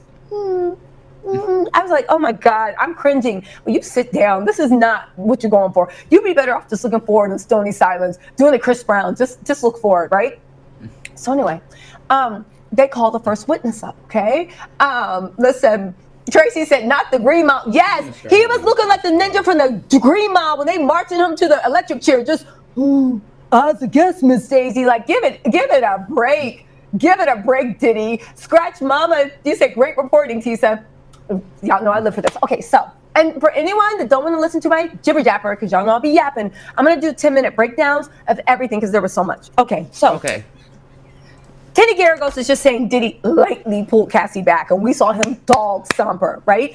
Cassie's husband. You kidding me? Forehead said she hopes Diddy is released. That should tell you all you need to know about that one. Was in the back of the courtroom. And I know why Diddy's mad. You mad, Diddy. Cassie took one look out there and was like, I ain't never coming back, right? Somebody said, is it true that Diddy was reading a Bible in court? Diddy was not reading a Bible in court, unless he had that like in between like papers. I'll tell you one thing that is funny though. When Diddy came, Okay, he wasn't reading a Bible, according to Tisa. Oh. Okay. in, he was doing the Green Mile stuff. And it looked like walking in, oh my God. Man River, he don't say nothing, he just keeps like literally trying to move all stiff. But you know the funny thing is, Diddy is so used to showmanship and trying to act like he's the boss that there was a legal file folder. You know the legal folders that the lawyers had that look like accordions, you know, and just a bunch of stuff. Diddy literally went to the accordion, went to there and started leaping through and pulling out papers like he understood what was going on. Diddy, you don't have to act like you know what's going on. Diddy was sitting there, literally looked like a kid in Applebee's trying to act like he's important. There was all these legal docs and he's literally making notations. Diddy, I literally felt like little kid in like Applebee when you're like, what you doing? And they're just like, nothing, just writing my stuff. And he was just trying to look important, but it just looked like dumb. Because even then it was important for Diddy to make people believe that he was more involved in his case than he was. Or maybe he is, I don't know. I just know that it would look dumb. It looked stupid. It looked, I would have just sat there like, please don't, I don't want to go to jail. Y'all know me, I would have started crying in court. I'm not built for jail. I'm sorry, y'all would have seen tears. You Dot, thank you so much for the super chat. Y'all already know I'm not built for jail. Please, y'all better hope that there was some powerful elite. Y'all better hope that there was some powerful elite that was behind it, because I would have dropped the dime on all of them. Yes, that's right. It was Bill Clinton, Mr. Bob Dole, John Kerry, Trump, Jebediah, Mitch McConnell. Wait, Mitch McConnell, he's in the hospital. Well, it was Mitch McConnell last year. I would have put everybody's name on that list and told the prosecutors, have fun, go at it. Y'all would have to come back and tell me. Right? Fuck all of these fucking perverts. Mm-hmm. We need to get rid of them. I agree. Y'all would have had to come back and tell me, no, Bob Dole passed away 10 years ago for me to be like, oh, maybe it was Smob Dole. Anyway, keep on investigating. I'm sure there are other people behind it. I would have pulled everybody I could in there. Literally, I'd have been like, it was Putin. Oh, President Putin wasn't a freak off? Oh, I thought he would have been. It would have been a fishing expedition, right? So anyway, they called the first witness up, okay? Diddy looking like a creepazoid. They called the first witness up. Now, the first witness is mind you, like Diddy is literally trying to act like he's scruffy from jail, but I'm black. I know these people that are reporting that aren't black. They see Diddy's hair all scruffy and they're like, oh my God, like he's not taking care of himself. He's letting himself go. Girl, I'm black. Just because he don't got that Beijing anymore, shape up, clean, goatee within an inch of his life, and he got a fresh shape up. Diddy, you try that with somebody that's not black. I know you've been keeping it on yourself, which lets me know that you are faking this. And if you want to dye your hair black, you can, but you're trying to make yourself look like an old man. It's not working because you just look like an old pervert. If you really want to do something with that jury, get rid of the goatee. I got dementia, yo. No, you look like an old pervert, dude. Don't you know that Clive Davis has just got it too? I got it with him. Yeah, all you do is give people the herpes, Diddy. Shut up. Oh! Something about the Billy Goat Gruff white goatee on Diddy's face. Diddy, you damn well know you gave Usher the herpes. Oh my. And just that goatee, it just makes him look like an old school dirtbag. And I wonder what, oh, that's another thing. Diddy was wearing, just to enhance his gray hair, Diddy was wearing all gray. He had on some gray khakis. He had on a gray sweater, I think a black tie, and or a blue tie and a white shirt. And you know what? A blue tie? What? With gray and white? Okay. Did Diddy just lose his fashion sense or something? He can't afford Shit. it. Yeah. Shit. Made me think of, remember that old school meme from the old school reel from Steve Harvey when he was like, now see, what you want to do is before you go, you want to dress for success. Men, what you want to do is get you 5 suits, a black one, a tan one, a navy one, a gray one, and like one other one, right? And then you mix and match. You know the judge told Diddy that he could only have 5 shirts, 5 pants, 5 jackets, 5 pairs of socks, 2 pairs of shoes, and like, I don't know, I hope 5 pairs of underwear, right? It made me think that he was doing that Steve Harvey thing where you trying to like maximize what you can. Okay, so now today he's wearing the all gray ensemble. Then tomorrow it'll be gray with the navy slacks. You know, like he's doing the Steve Harvey mix and match, right? See, that's why monogamy is so great, because you don't have to worry about STDs. That's very true. That's very so, true. But honestly, with that whole, and so we didn't forget that he had gray hair, he's wearing all gray. Again, Diddy, that goatee, the way it's like, what it makes you look demonic. It makes you look like a perv. It makes you look like if you came in, I'd be like, where the kids at? Literally, get him out of here. He looked like Uncle Grandpa, huh? Pops. Yeah, Pops. He looked like Pops. That perverted fucking uncle you have that touches and feels on everyone. Yeah. Leave her, you better tell him to leave. That's what it literally. So anyway, right? So we're all doing this, right? And okay, so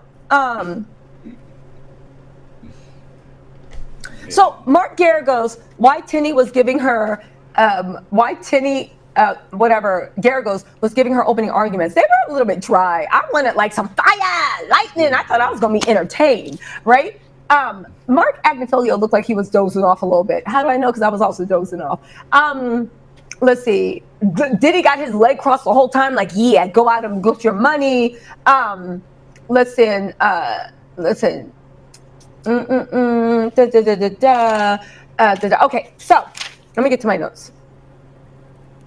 I said Diddy's sitting upright. These are my notes. Mark Agnifilio looks like Chicken Little. They said that Diddy. Oh, you know, they also said in an opening argument prosecution that Diddy's pulled up with his bodyguard, and Diddy grabbed a gun, and he went over to the employee's house to wake up the employee, and he said he was going to kill the person that Cassie was messing with, but the employee wasn't at the apartment. But Diddy, so they were looking for an employee that was helping Cassie cheat, and Diddy and the bodyguard actually broke into her apartment, but she wasn't there. But to get this, they said Diddy eventually found the employee. They said that Diddy hit in a SUV, literally stomped Cassie's face out. And they said that Diddy made Cassie participate in a freak-off when she still had an open wound on her face from when it was bad, right? They said it was 20 years of crime. They said that it was everybody at Bad Boy made him rich. They said it was his chief of staff, his bodyguards. I don't know if KK flipped because they keep saying the chief of staff. I thought that was KK, but maybe not. They said the one thing that Diddy's criminal organization had to do was, among everything, guard the reputation. They had to give everything to protect him. Like and subscribe. Tisa will go and report on your B-Day party. I will. Thank you so much. Thank you so much, Chaos Forever. Also, Alaquandria. Hold on, y'all. Hello? Oh, okay. Hold on, guys. Hold on.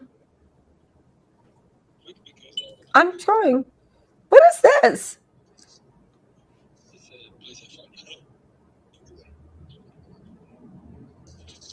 I don't know. None of these will work. Maybe. What is this? Hold on. It's not, but none of these look comfortable. Hold on. I need to get some comfortable shoes for tomorrow. Listen, I'm going to be off live soon and then we can go. Okay? All right.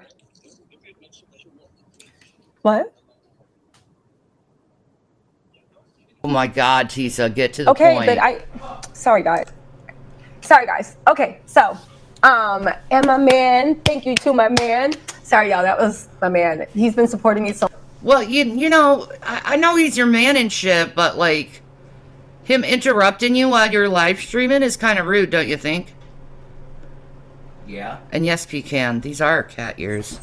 Keycats, and you make noises now. I do. You're a keycat. No, okay, I'll just Keep it. Yeah. All I want right now is that monster because I am so fucking thirsty. That's all I want, love. That's really. Thank you. Oh, Very beautiful. sorry. Oh, I'm parched. love affair with mice. They spit when you open them. Here's the slurp. Cheers.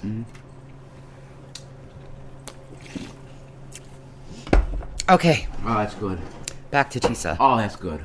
much. I have to answer when he calls. Okay, I love y'all, but you know I love him.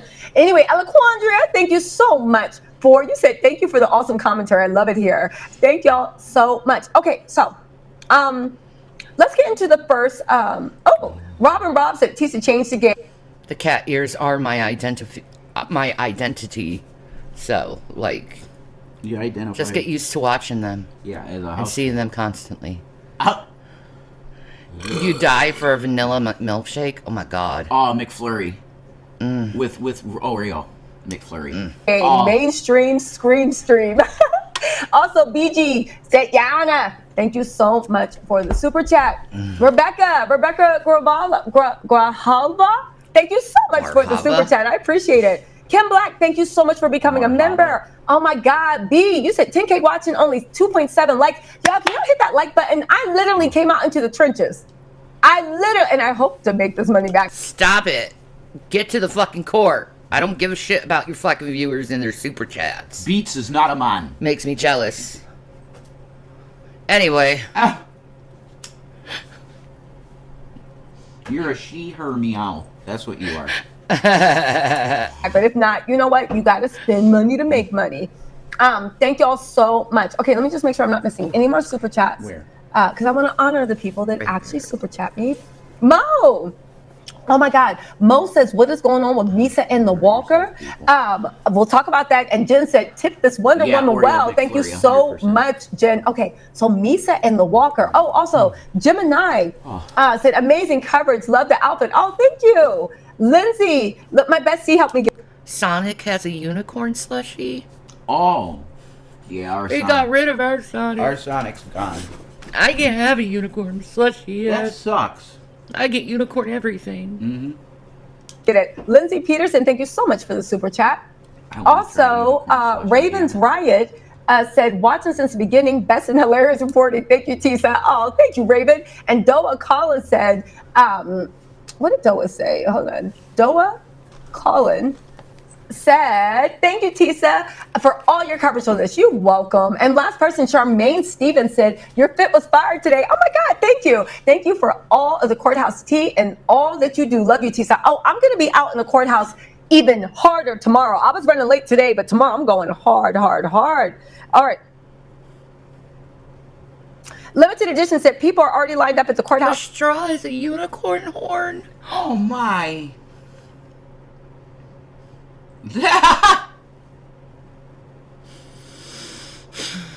Shanny For tomorrow's hearing, I hope Sabrino. Tisa gets in. Tisa's 100% getting in. Don't worry, y'all. I'm 100% getting in. I will be there. Okay, so here's what we're doing, right? Okay, so the first person they called was the security guard. At that time, he was the assistant head of security at the Intercontinental. Now, he is an LAPD lieutenant. Why is that important? Because this was the perfect witness. I was actually really, really worried. You guys hit that like button, please. So I flew out for y'all. Rip Sonic. Thank you, Drew, for the $10 super chat. Yeah, thank you for that. Rip Sonic is right. Thank you for that. That's true. It's sad. It is, man. You know what they put there? They had great jalapeno poppers. You know what they put there? What? Another Taco Bell. I don't want a fucking Like, shitty why Taco did Bell. you do that? We already have 2 Taco Bells. One in Clark Summit and Route 6. That's bullshit.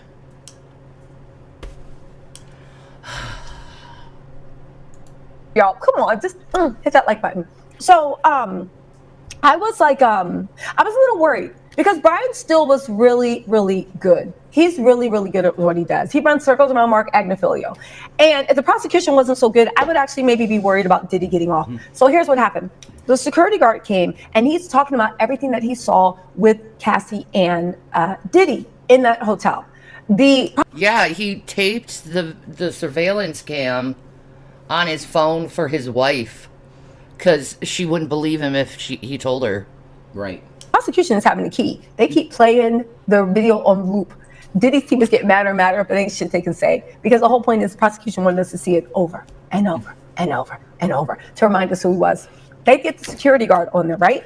The security guard says what happens. They said that he went upstairs. First of all, when that happened, what Diddy's team did, they showed us the full video. What Diddy's team didn't want us to know, even though they were saying that's not the full video. The full video actually shows Cassie running to the phone right by the elevator bank that took them directly to someone that put her through security. So security got a call that was like, yo, there was a woman in distress on the 6th floor, right? 6th floor is important, keep that in mind. So he runs up there and they were like, Brian Still was like, well, why did you go up there? And he was like, they're like, did you watch the video before or after? And he was like, no, what I did was, because he also said that they couldn't rewind the tapes. Only the head security could do that. So Brian Still was like, well, like, why'd you run up there like that? And he was like, well, first I checked the tapes because I got a thing of a woman in distress. I looked on the camera. I saw Diddy walking around, but he didn't know he was Diddy at that time. He said, I saw a black man walking around. They said there was a woman in distress. I didn't see the woman. I thought something had happened to her. So I ran up without looking at the whole tape. So they run upstairs. He runs upstairs. And the funny thing is, when he walks off the elevator, he said the first thing he saw was Diddy just glaring at him. He said he had like a devilish, almost demonic look in his eyes. I couldn't imagine what it is, but I figure it's that one. Something like That Diddy does. I don't know. funny thing was, they showed the tape and literally. Thank you, Michigan lady, for the $5 super sticker. I love it. It's a controller. That's so sweet. That's awesome, actually. I like it. I know, right? Because here's the thing. When Diddy ran back over to Cassie in the tape, this is the uncut part. There's a point where he she escapes him and she runs security and she's like crying and like, stay away from me, stay away from me. And Diddy runs up on her and then he grabs her phone, which is why I thought it was weird that Tinny Garagos was like, oh, he only wants. Are you recording me? He like gets in the dude's face. Are you recording me? And then the dude oh, I don't. No, I'll let Tisa say it. It's great though. The phone. What world do we live in? And who the F is Diddy that you can toss me around like a rag doll because you want a phone? Are you out of your mind? Are you out of your mind? Don't touch me and don't touch my stuff. So anyway, at the last minute, Cassie's like, no, stop, right? Cassie's like, no, stop. And Diddy's running up on her. But the thing is, there was no sound, but you can tell that he heard the elevator thing go ding ding, because just that quick, Diddy sat in the seat and was sitting there like this, glaring, like just glaring in the seat. And the elevator doors open. What a fucking toddler he is. Always having temper tantrums. I'm a fucking savage! I'll get everything I want! God. Whatever, toddler. Whatever, Diddy. Everyone thinks you killed Pac, bitch. Open just like that. So you clearly heard the elevator was stopping that door, and you were trying to sit there and establish dominance. But when the doors opened, it was the security guy. And the security guy is bigger than Diddy and swole. So he's looking at Diddy like, what? And Diddy's looking at him like, so they have a stare off. So then the guy's like, yo, what's going on? So Diddy's like, Cassie's like, yo, I just want my phone in my bag. I want to leave.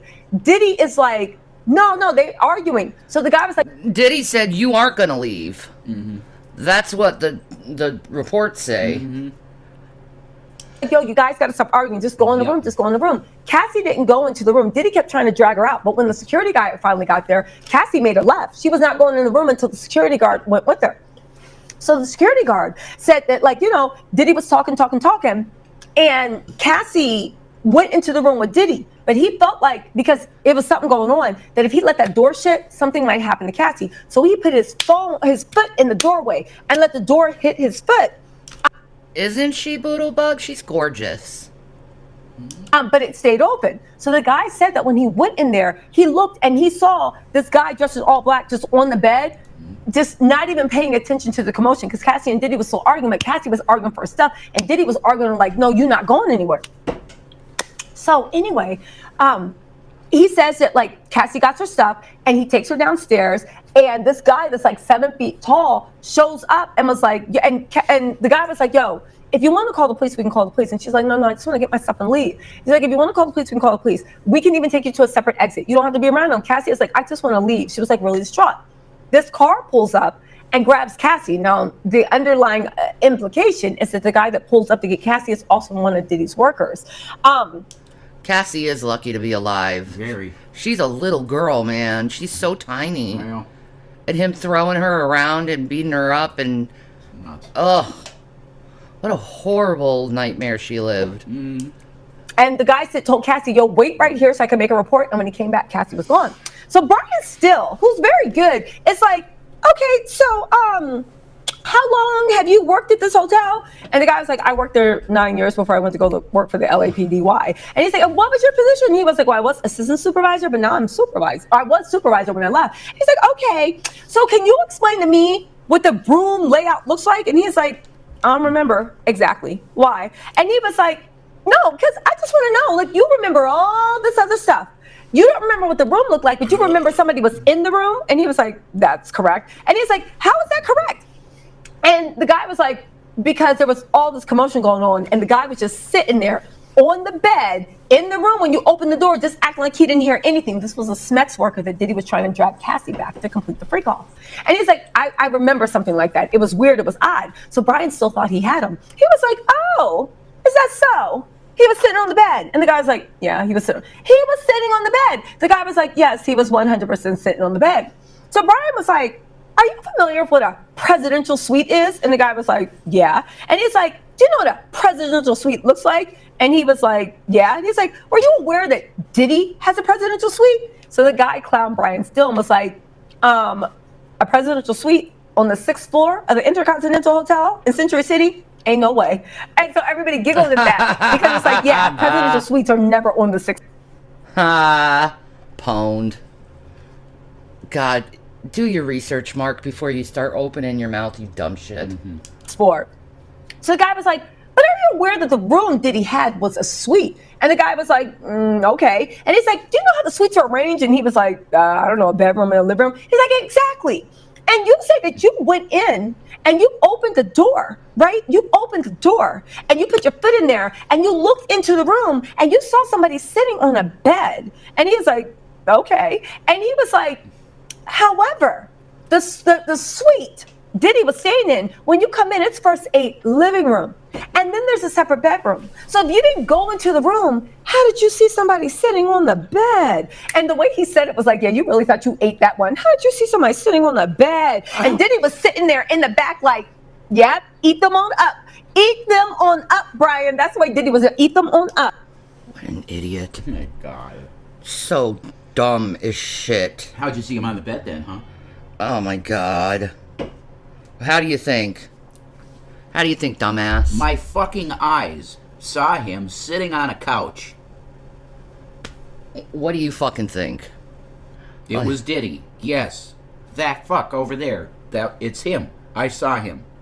But how did you see him sitting on the bed? Oh my, give me a break, man. Eat them on up. And I was just like rolling my eyes, right? Whatever. But I was always like, oh, that's a good point. But guess what? The former chief of security for the Intercontinental, who is now an LAPD lieutenant, I believe, maybe he has something for Brian's ass. He said, okay. They said, so how do you explain that you said you saw him sitting on a bed? Because Brian and Diddy's team was trying to get in this narrative that people really didn't see anything and it wasn't that bad, but because of the news coverage, they're now putting 20 on 10. And they're like, so if you didn't go to the room and it was a suite and the bed was in the bedroom, how did you see a bed? You want to tell me? He looked right up at Brian and was like, because the couches in the living room are also sofa beds, and they had the sofa bed pulled out, and the guy was sitting on the sofa bed that was pulled out. Y'all, when I say Brian still backed off of that line of questioning so quick, you know, after that he said no further questions and sat down. The victim clowned him. When I say clowned him, again, they really thought they did something with that. They thought they had him, like, oh, clearly. God. Dumb as shit. Yeah. Completely pwned. God. He's got such bad lawyers, dude. Not very good. He's going to jail forever. I think so. Yeah. You're lying. You said you didn't go in. You didn't. He was like, the couch is the bed, and they had the sofa bed pulled out, and he was sitting on the sofa bed that was there, and the bed was out. So yeah, Brian literally sat down so quick. He was like, no further questions. Dog Mom said, Tisa girl, great reporting. Silence and looking beautiful as well. Oh, thank you guys. I appreciate that. Also, Nicole 2282 said, thank you so much, Tisa, for everything you do for us, girl. We love you. Oh, thank you, Nicole. I appreciate that. I told you I was going to come through. Jasmine Everhart, thank you so much. You said I'm going there tomorrow just to meet Tisa. I'll be there, girl. Look for him. Up here. Even though I think tomorrow I'm going to have like a half wig that's like a nasty like flip, like 20s, you know, if he really likes. Oh, I love hockey. I love watching hockey. That's a good sport. It's cool. Fun sport. How do you know me so? I don't even know those songs. If it is in love. Anyway, it's going to be like those nasty flips, like the old school Diana Ross and the Supremes. If it is in love, why do... Wait, no, that's not 60s.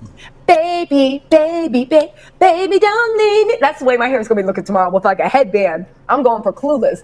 KK Scorpio said the defense questions of the security guard didn't change the facts of the video. A lot of his questions fell flat to me. But you had to see it in person. KK, not only did they fall flat, Brian had egg on their face. You saw that the defense was so desperate to discredit the security guard.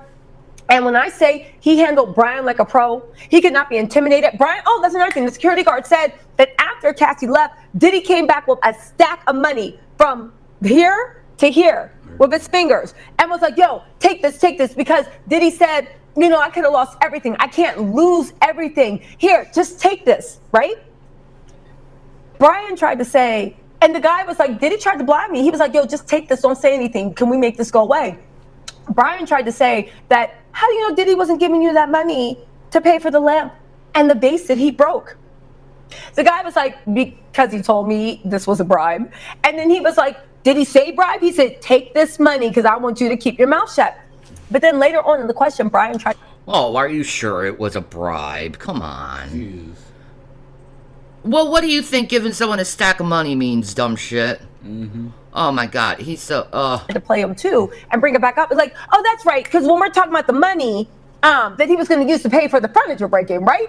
And the guy was like, no. And Brian was like, and that's when the prosecution was like, objection, Your Honor. He's already answered this. Brian kept trying to get him to like admit to something that he never said, so he could come back and be like, well, didn't you just say? But the guy, because he was an LAPD lieutenant.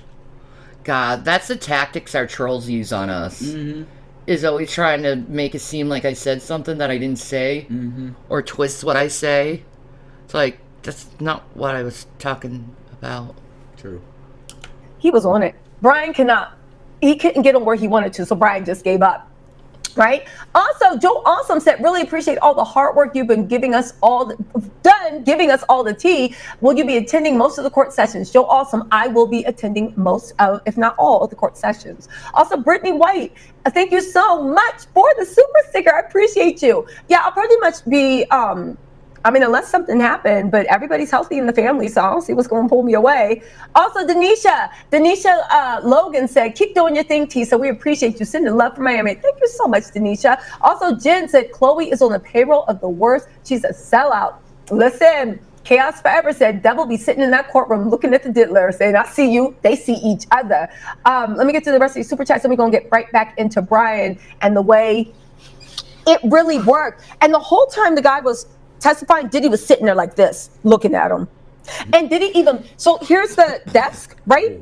Sometimes he would lean forward, like what? Like when they were showing the video of Cassie being beaten, do you know Diddy had the nerve to be like, lean forward like he was so concerned? He was leaning forward like he was so concerned. Like it was the first time he'd seen the video. Mofo, you...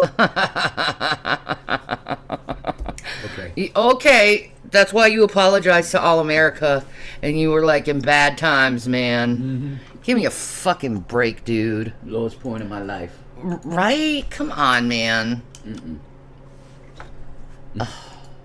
We're the ones that were in. You were the starring actor. You're trying to act like you don't know what happened to that tape. He literally leaned forward like he was confused, and it was the first time he'd seen it. What is this? Why does it look like Cassie's being beaten around the thing? Yeah, he really, really tried it. Did he? I don't know why he did that when they could instantly play his apology video. Right. That's funny as shit. Really, really try it, right? What's this video? I never seen it before. Bullshit. Bullshit. The guy was testifying. Not only was Diddy, he stopped leaning forward because he tried to act like he was puzzled by the tape. Like the tape of him beating Cassie. Like, what is this? What? Have you seen it? What? Oh my God. Right? So then when the guy was testifying, Diddy leaned back and he was like, whatever. But then he even pushed himself back from the table, like this far. So everybody, because he wanted the guy to see his posture. Diddy's into playing dumb mind games, but motherfucker, you about to put on shackles and go back to jail. You can stop all this brave man stuff. And no offense to the baby oil bandits, but the guy, the security, the LAPD thing, he was swole. He could have taken all the baby oil bandits. And maybe he thinks he can look at someone and like they'll blow up or something. No, it's Charlie Manson. He wants to act like the solitary is starting to get to his brain. I don't care. I don't feel bad for him. I don't either. Anyway, Diddy, whenever he wanted, my opinion, to intimidate a witness or get in their mind, he would push all the way back in the table so you could see all him sitting, even his leg posture, and he would just be sitting like this with his leg crossed, just tapping like he's a mafia boss, or sitting there like this with his arms like in a weird, like, I get it, he was trying to play like mental games, but you are literally, the U.S. Marshals are standing 2 feet away from you with their finger on that blicky for when things get sticky. Did he knock it off, right? Who gifted a Tattletales memberships? This better not be my moderators. He's so dumb doing this with the jury watching him. Yeah, I know. All these weird face shit. Who gifted Tattletales memberships? Or did y'all buy them? Oh, B Crumbs, thank you for gifting a membership. Really Selby, make sure you say thank you to B Crumbs. You got selected. Okay, so Misa was in a Hilton. Thank you, Shepherds of Germans. Aren't they cute? I love them. Do the shake.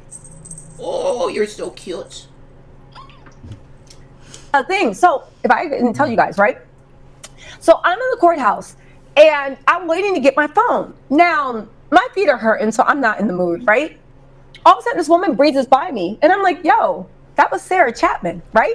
And I'm like, okay, right? So then we get to the front of the line, and all of a sudden, Justin and Christian, they're not even in line. And there's a long line to get our phones back. They come out and literally literally cut me off when it's my turn to get my phone. And I'm just like, because they don't know that my security is standing there in the corner watching the whole thing in plain clothes. So I'm just like, it don't make me no difference, right? You can go sit next to your daddy. Now, she brought security. I love it. Oh my God. What? Is he trying to borrow a little bit from Johnny Depp too? Possibly. He was doing kind of weird shit. Like when something real dark had come up, right, Shanny? He'd go like this, like, oh, I'm so evil, you know? Thank you, Deanne. She said, I want my lighter, Shanny. It's coming. Oh my God! See, the deal is that I'm just gonna be getting my license back soon, Yes. so I'll be able to ship stuff. Correct. So you'll get it soon, I promise, Deanne. Yes. no, they was trying to intimidate, but I'm just saying, right? So they literally come up and try to cut in line and cut in front of me, even though they were sitting there and they saw me and they were about to go through. Janice Combs was there too, and there was a bunch of Diddy people being like, yeah, Diddy, stuffing. and they were standing right next to me, and I was like, what? Wow, she was right next to Janice Combs. That's crazy. Right? My cornbread. That's what I'd say. Hey, Mama Combs. What are we doing in a federal courthouse? What are we you doing? Gonna cook Like something what? when you get out of here I today? know what you guys think you're doing, but like honestly, you guys need to sit and self-reflect, because I promise you, it's not landing the way you think it might be landing. So then, now I'm like surrounded by like Diddy people, and I'm like, whatever, right? Security in the corner, watching from the cut. It's cool, right? Then I get, and that's another thing. I just sat there and like, had my little smirk, right? Right? Because I was in high school too, and I know how these mean girl actors, so I just had my little smirk, like whatever, stood my ground. Then I guess they thought I didn't see them, even though, baby, my head stayed on swivel. I see everybody, and so does the security, right? So when I get to the counter to get my coin, they literally cut in front of me, right? To get to get their phones. There's a line. I don't know who you are. They cut in front of me, but I kind of feel like they wanted me to see them, because why else, right? I still had the same smirk on my face because, again, my security is right there in plain clothes. So what we doing? What we doing? What we doing? Right? So anyway, then I know they felt stupid because, first of all, right, I already made friends with the phone people because they see me 50, 11 times. So I gave them, they give you a little golden coin you have to get back that has a number on it. They were like, when they jumped in, they saw them jump to the, and there's another thing. They were helping two people at a time. So it was my turn to go up. And then they literally just cut in front of everybody and went to the other side. I guess they were waiting for me to come up and get the thing. Wait, please. Anyway, I pull up and I give them my coin, right? And well, they were already the people in the coin people, the phone people were like, yo, like, where's your coin? Because they saw what they did too. And I don't even think those men knew, because they were older men. I don't even think they knew who those guys were. I think they thought it was just men being impolite. So they were like, darling, where's your coin? And I was like, here you go. So they gave me my phone. So then they look at them and they're like, what are you doing? Do you have a coin? Like, what are you doing? And then Jess is like, oh, damn, where's the coin? And then the Christian friend, they're like, oh, we don't even have the coin. And then they walk away. They were trying to take Tisa's phone, Justin. His kids. That's wild. Diddy's kids. Ugh, you dumb shit. God, they're horrible people. So y'all saw me. And I think, just so happened, we're right next to each other and y'all don't even have the coin, and you've been coming to court way more days than I, so you know you can't get anything without the coin. So you basically just wanted me to see you. Maybe, right? I saw y'all, so the security. Anyway, moving on. So I'm just like, anyway, let me go live for you guys. So I start strolling out of the courtroom, leisurely, might I add, right? So I started strolling out the courtroom leisurely. And I go to the steps, so I'm calling, and I had to call my pesty and be like, I saw the baby oil bandits, and I was telling her like what happened. It was like a funny Kiki story, right? So, yeah, monsters raising monsters.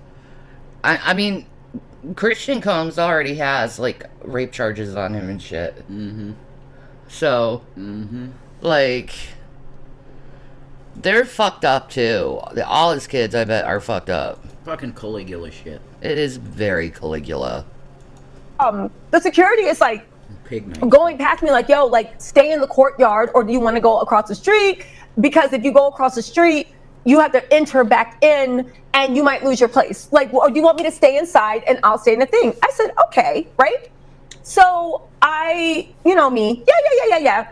And I'm on the phone. So then I hear this sound. Can I even do it? I hear this sound. I could with what I got. And I'm like, did I just break my, I just broke my pen. And I'm like, the fuck is that? And I look to the side like, what the hell is that? I see this woman with platinum blonde braids, right? And a walker. And I remember being like, oh my God, that looks like Misa Hilton Brim. She was standing like not even 5 feet away from me. And I'm like, why is it? Maybe it was God messing with me. Maybe I'm reading too much. Why is it that in the last 8 minutes, I've been pretty much surrounded by everybody on the defense side? How is this possible? They know who you are, that's how. And they're just letting you know they know you. You better not be saying anything They're watching your ass. off-kilter shit about Diddy. Just using intimidation tactics. You're probably going to be chased soon. Man.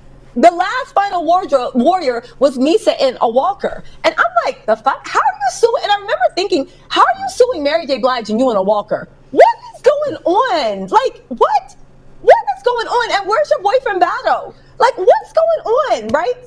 And then I was thinking, is that Misa? Because I was on the phone with my bestie. I was like, is that Misa? Right? And she's like, huh? And I'm like, I just saw Misa or her mother. Because, like, Misa looked older.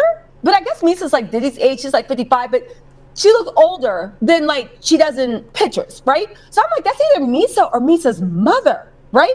But then I thought about it. I'm like, why would Misa's mother is Asian? Why would Misa's mother have blonde, knotless, right? The knotless look cute. And I'm like, why would Misa's mom have blonde knotless? So it was Misa. So I was just like, oh, whatever. So I was like, anyway, I told my bestie, I was like, listen, I got to call you back because there was only like a 30-minute break. I was like, I got to call you back because I'm going to go live on the courthouse. And then I went live on the courthouse steps, right? And then like I went back in. Security was with me, and like it was just like a mess. But you know, that's the thing I wanted to. It's like, please, just like, if you can, like, hang back. You know, it was just weird. It was weird. What is this? Elysian Jester, thank you so much for being a member for 7 months. I appreciate you. Also, who else is here? Oh, what's up, Mel? Mel, NYC Reviews, what's up? You said, I wonder if Amazon has any micro cameras or audio spy devices to capture some courtroom footage. Well, Mel, listen, you know, what's up, Mel? You know I was sick of Mel. We used to be old school on the panel, too. Everybody loved Mel for his recaps. You know what's so funny? I was thinking about that. But then I Googled for breaking the federal laws, and I said, oh no, we're going to do pen and paper. We're going to do pen and paper because they don't play about that. Aaron Olsum, thank you so much for becoming a Tattletale member. Who else? Let me just get through these super chats. Thank you so much, Mel. No, I don't want you to get through the super chats. I want you to just... Jersey Bricks and Teeth here. Really beautiful. Oh, great idea. Only me. Trishawn, what's up? There for my feet. I'm like, you go, girl. Yeah, Jay Blige. Even though Mary ain't paying her any mind.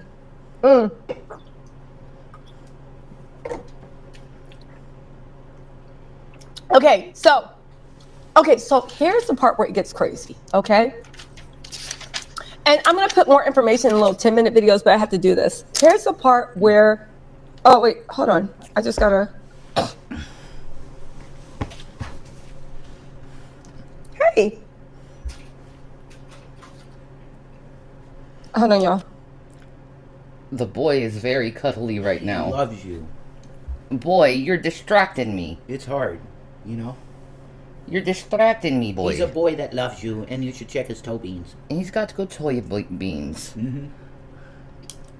Gavin Toe Bean.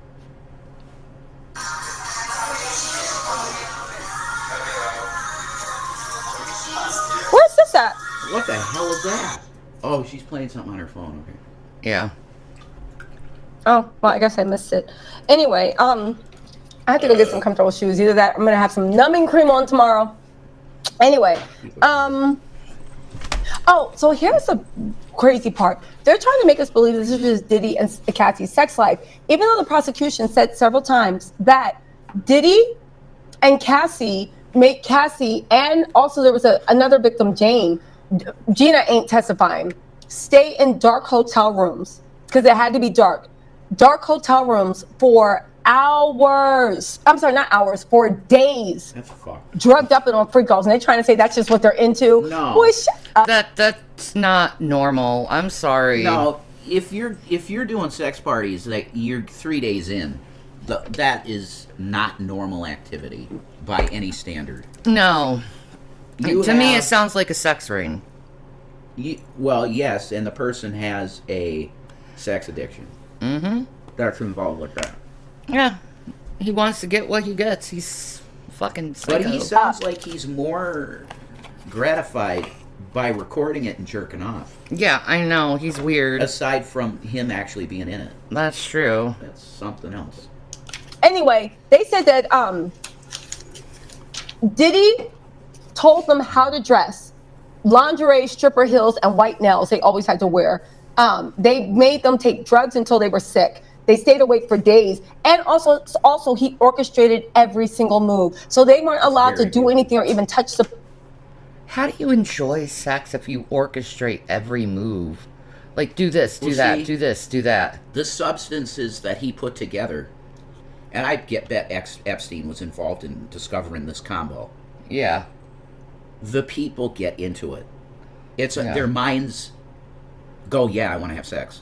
It's person Because unless it's so, you know. Yeah. he gave Ecstasy the plus orders. ketamine plus- Okay, so then the freak off person actually testified, and he said, this was the issue.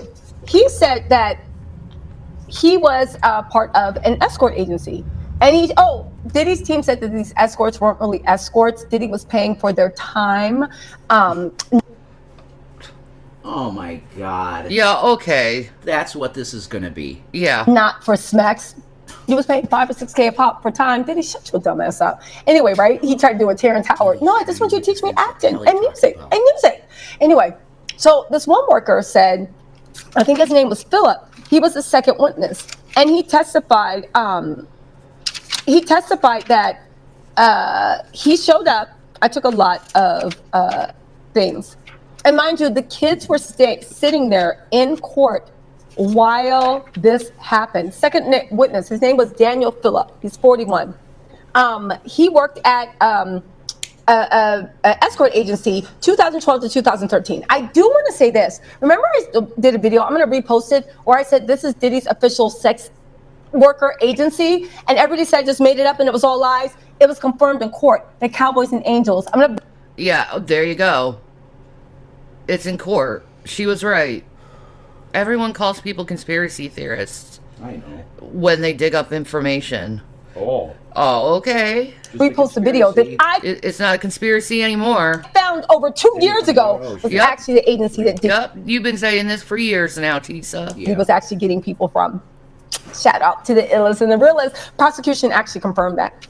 Anyway, he said that he was managing this male review show. And he said, the manager said, yo, there's these people that want you to work a bachelorette party. Why don't you go? So he said that he showed up at Cassie's house. And Cassie gave him our apartment, whatever, hotel This is when she was dressed all in red and had the red wig on. room. And he saw Cassie. He thought it was supposed to be Yeah. a whole bunch of women. It was supposed to be a bachelorette party. He said Cassie met at the door. They said that they specifically requested black dancers. They didn't have any black dancers in that night. He, I think, is some type of like Afro-Latino. So they sent him instead, right? They sent him to the hotel. The hotel was the one in Gramercy Park, right? The Gramercy Park Hotel. All right. Now he said they opened the hotel door and he only saw Cassie. She said it was her birthday. She said she showed up at the door in red lace, high heels, and a red wig, right? Turn on the red light. She said it was her birthday. And was he mind rubbing baby oil all over her. She then said, listen, my husband's back there, because they had a suite. They had a presidential suite then. She was like, listen, my husband's back there, but don't worry. My husband's not gay, so he won't touch you. So Philip, that's the escort, was like, that's good, because I'm not into that mess, right? Now, Cassie was supposed to give him $200. That was agreed to. But instead, she put about $2,000 in his hand, right? Yeah. So you see Cassie in red lingerie and red wig. She giving you $2,000. And she's like, can you rub baby oil on me? Okay. I mean, it's 2,000 to rub baby oil. Might as well. Of course, the baby oil's probably laced. So it's not a good idea because it gets him drugged up. Yeah. And he was like, she said, can you rub baby oil on me? And he was like, absolutely. Right. So Lola Loza, thank you so much for the super chat. Betty Clark, thank you so much for becoming a YouTube member. Appreciate you guys. Yes, I will be out there tomorrow in full force. I'm going to cover this whole trial. Not hell nor high water will stop me. Also, Mel NYC Reviews said, what's your new email and everything? It's tisatowels@gmail.com. I've been meaning to check on you since last year. Thank you so much, Mel. tisatowels@gmail.com. Also, Trishawn, what's up, girl? Said, you're literally out here doing God's work. We love you, Tisa. And tell Mama Tells I said, thank you for giving birth to you. You know she always makes me thank her anyway. Mommy, thank you. Also, you got... I think he probably got it from Epstein, the idea of lacing baby oil. Because the home that Jeffrey Epstein lived in, underneath it, was an actual scientific laboratory. And he had, like, Nobel Prize winners, like, working in this laboratory. That's crazy. Yeah. Whatever they were doing.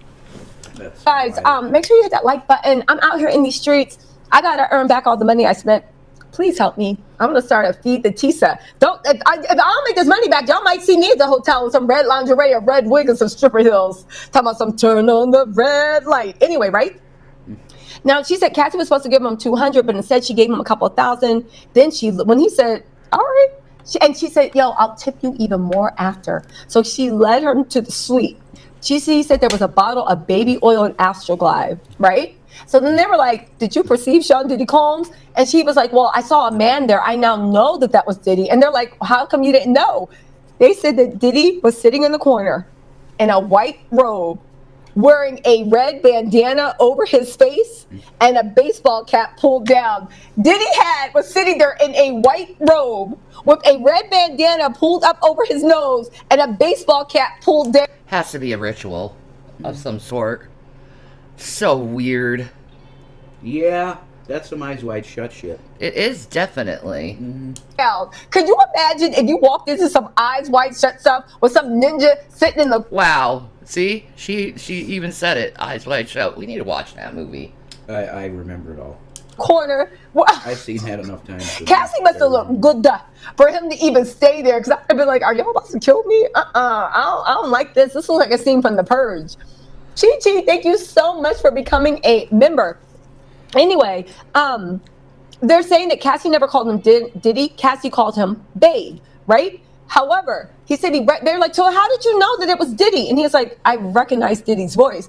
And they were like, how did you recognize Diddy's voice? And he was like, from everything I've ever seen him, from movies, TV, music, voice, I recognize Diddy's voice, right? When they asked, right? When they asked, like, hey, listen, when they asked, what did they ask? They said, well, what did he tell you he did? And he's like, Diddy told him sitting there with a Yankee hat pulled down, a little bandana tied up under his nose, and a white bathrobe. He told him he was into importing. That's some ritualistic shit, man. Masonic shit. Yeah. This is so weird. And exporting. How did this Cassie must have looked good, because at this point I'd have been like, so I'm about to die. Okay. I wasn't ready for it. All right. So then she said that Diddy called all the shots. He told him everything to do. He told him and Cassie to rub baby oil all over this. The guy was like, so then what you do? Because they said they wanted to have sex with you. And the guy was like, and I had sex with her. Everybody started cracking up. So then he was like, he's like, well, how long did it last? And the guy was like, not very long at all, right? The first time. Damn. Why he had it, and he said he went really quick with Cassie. Diddy was in the corner messing with himself, right? He said it did. This is so fucking weird. reminds me of that one Richard Gere movie, where he plays the gigolo. Yeah, American Gigolo. American Gigolo, well, yeah. I mean, this is cuckoldry. So he's very much into cuckoldry. It's It's just weird. that's got to be so uncomfortable for the guys. And he's forcing his girl to possibly be with someone that's unclean. Yeah. I think that's the biggest sin. And this is so gross. It's all gross. It's all gross. It's all creepy. It's all weird. This is not coercion even. This is just, I am your God and you're going to do this. Yeah. It's beyond that. Yeah, exactly. Didn't last long at all. Get this. Wow. Diddy demanded that they not use protection. And Diddy Jesus. also demanded You don't want to that go raw he... back on top of it. They're sex workers, man. I know. And he had one of the sex workers pee in her mouth. Oh my God. He's just fucking, I'm done. I know. I'm done. inside of Cassie. The fucking Exactly.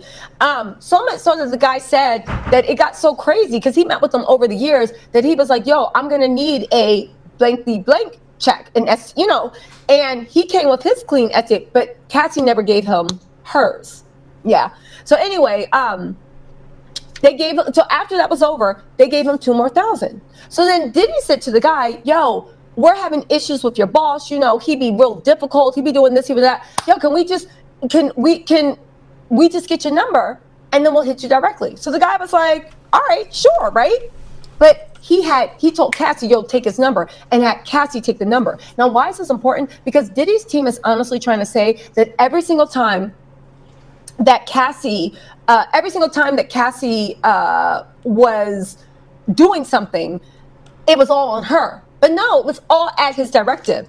So they had Cassie take the phone number, right? He said he was leaving and on the street, and all of a sudden Cassie called him and asked him, yo, can you send me a pic of your Jesus. And they were like, so what'd you do? And he was like, I sent her a pic of my right? So then he said he sent the pic, right? And then immediately Cassie called him and was like, yo, can you come back up? So he said, okay. So he came back up. This time it lasted longer, and he was there for a few hours. Diddy was still in the corner doing things to himself, dressed in a bathrobe, the bandana covering up half his face, and a baseball cap pulled all the way down, right? He said he had more rendezvous with Cassie while Diddy watched until about 2014. They were all in New York City, Manhattan. He said he met with them at the Gramercy Park, at the Jeremiah Access, the West End, Cassie's West End apartment, Diddy's 210 West 56th Street, his old residence, and also the Intercontinental, right? He said they usually met in suites, right? They gave him they told all the management and hotels and workers that his name was Black. So like, yo, Black's come and let him up, right? It was always Cassie who called or messaged. She would send messages. She would send, so here's the thing. He said Cassie was always the one that called messages, but he said when he started seeing how bad Diddy treated her and the abuse, it got so bad that he couldn't get his blank up while Diddy was around. Oh, wow. He saw too much abuse of Cassie that his dick just wouldn't get up. That's crazy. That's nuts. What was Diddy doing with her all the time? Like, I feel so bad for Cassie. She's small. You can imagine what they do. Oh my God, what a monster. And he would worry so much about Cassie that he would sometimes just text her to try to get a response, because he knew that whenever Cassie wouldn't text, but he would be like, yo, I want to F you so bad. I want to do this and that, to try to get Cassie to respond, because he knew that was the way to get Diddy's attention. All right. He said every time he did it was always closed curtains, baby oil, Astroglide. A lot of times they asked him to pick it up along the way. The curtains had to be closed. There was always candles on the table. I don't know. It's given energy harvesting. Exactly. It's a ritual. Mm-hmm. He said Diddy would direct things all the time. He gave all the directions. He would tell like, yo, y'all need to slow down. Y'all doing too much. He would tell. Jesus. I don't want to have someone direct me in my bedroom like that. Mm-mm. That's so invasive. Mm-hmm. To separate. He'd be like, y'all getting too hot.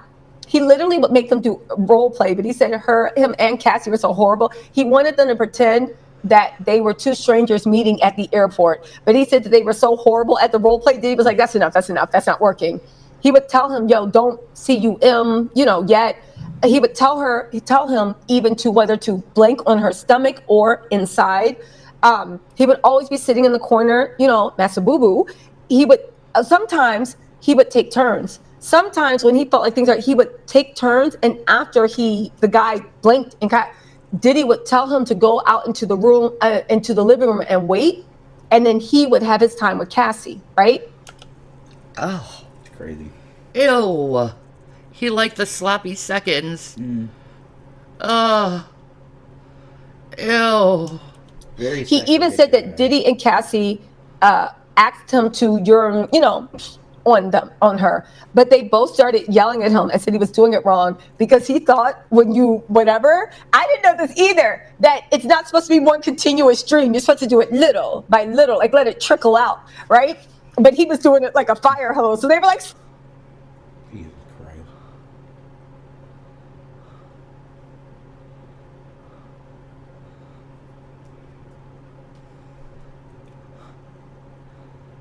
Oh my God, I can't. Oh. Coming hard. Okay. We'll get through this, guys. stop, what are you doing? Anyway, he wanted to trade reports for ST, whatever, but he gave his, Cassie never gave hers. He said, again, a lot of times Diddy would go into the room after the guy had done and take the sloppy seconds. And they were like, what did you do? And he was like, I would just be sitting on the couch, just minding my business, just sitting. Was Diddy shy to show his pee-pee? Is that what it is? Was he pee-pee shy? Ew. Sitting on the couch, right? Also, Michelle Molinex, thank you. Take a detox bath, which will eliminate stress, but also get the toxins out of your body. Take 4 cups of organic sea salt, 4 cups of baking soda, put it in the bath as hot as you can, stand for 45 minutes. I 100% will. Thank you so much. He said sometimes he'd be waiting for an hour, sometimes he'd be waiting for 10 hours. He said one time, like Diddy was like on him so much, he pretended to, finish. And Diddy was like, you sure you can? He's like, yeah. And Diddy was checking. Diddy was insane. He'd actually check to see if he came. Yeah. How did you tell with baby oil all over? It's like... Ew. Ew. That's so weird. Oh, God, Diddy, you're a freak. Real They said weird one time shit. they were at the Dream Hotel. And they said, you don't have to stop by the front desk. You can just come up and give us 30 minutes. And they said that Diddy was taping it. So Diddy literally opened the door and was like, yo, we might have to reschedule this. And the guy was like, why? And he was like, oh, because Cassie was on the couch, completely passed out from rugs hanging off the couch. So I guess Diddy had given her too much. Also, YM Joy, what's up, YM Joy, said the only thing surprising about this is Diddy didn't show up in a wig and high heels. Big up Cassie for getting her justice. Listen, Diddy is the ultimate control freak. That's clear. And I know,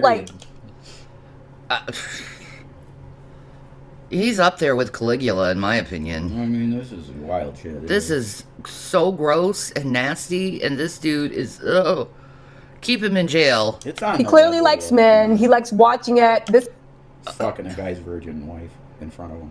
It's so gross. It's and on that, that level. but there's something really, really ultimate control freak that you even wanted to go that way. Maggie, Kitten, Armiljo, thank you so much. Yes, my Spanish accent is unprecedented. Thank y'all so much. All right, let me get back to this. I just want to make sure I'm not missing any super chats. Oh, Mo McDaniel said, Tisa, I'm so proud to be a tattletale when I saw you in the front of that courthouse. You guys, turn your notifications on. I'm going to go live before, I'm going to go live during, and I'm going to go live after. I promise y'all. Cassie is actually testifying tomorrow. So you're going to want to... Oh, I'm so excited for that. It's Cassie. hear think what we're gonna hear I some have good to stuff. say 100%. Okay, I'm going to be covering the whole trial. Your girl is going to be out there. Thank you so much, Moon. I appreciate that, Mama. Okay, so getting back into what they said. Cassie was on the couch passed out, right? He also said that Diddy gave him something one time that had him so high. And the guy's like, they were like, how do you know you were that high? And he's like, because I was in Times Square. He's got passing out $100 bills to everybody that even looked at me. He was giving away all the money he had made to anybody. Oh my God, he was that high. He was giving his money away. Wild. You want 100? Yeah, here you go. People in Times Square are gonna take that. Hell yeah. All right, lunch. That even looked at him, and he said he felt super, super sick. All right. They also said, so he talked about the part is he actually got ED from Diddy starting to hit on Cassie.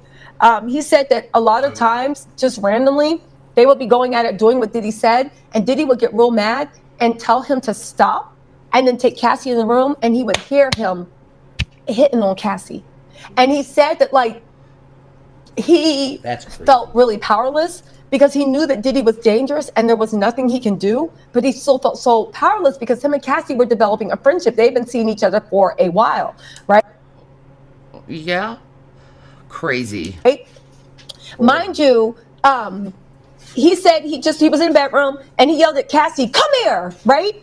And Cassie said, "Hold on one second, like my info's on this computer screen," right? And he came in. Cassie then got up and went into the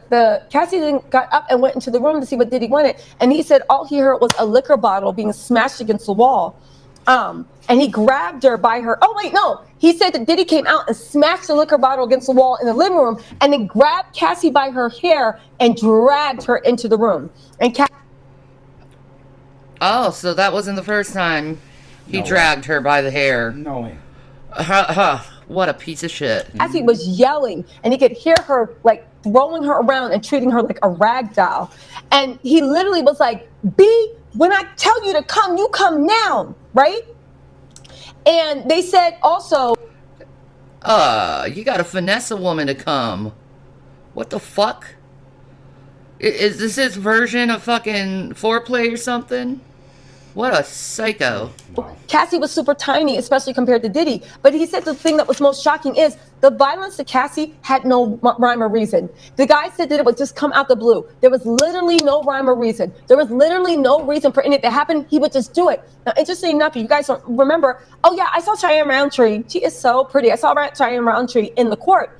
And Cheyenne Roundtree and Nancy Dillon did a deep dive into Diddy's college years. And remember how they said that one of Diddy's girlfriends, he literally beat her in front of her dorm on the quadrangle in Howard because he likes his show. So I think that he was putting his hands on Cassie to show that guy in a weird power move. You know what I'm saying? He was doing a power play on him.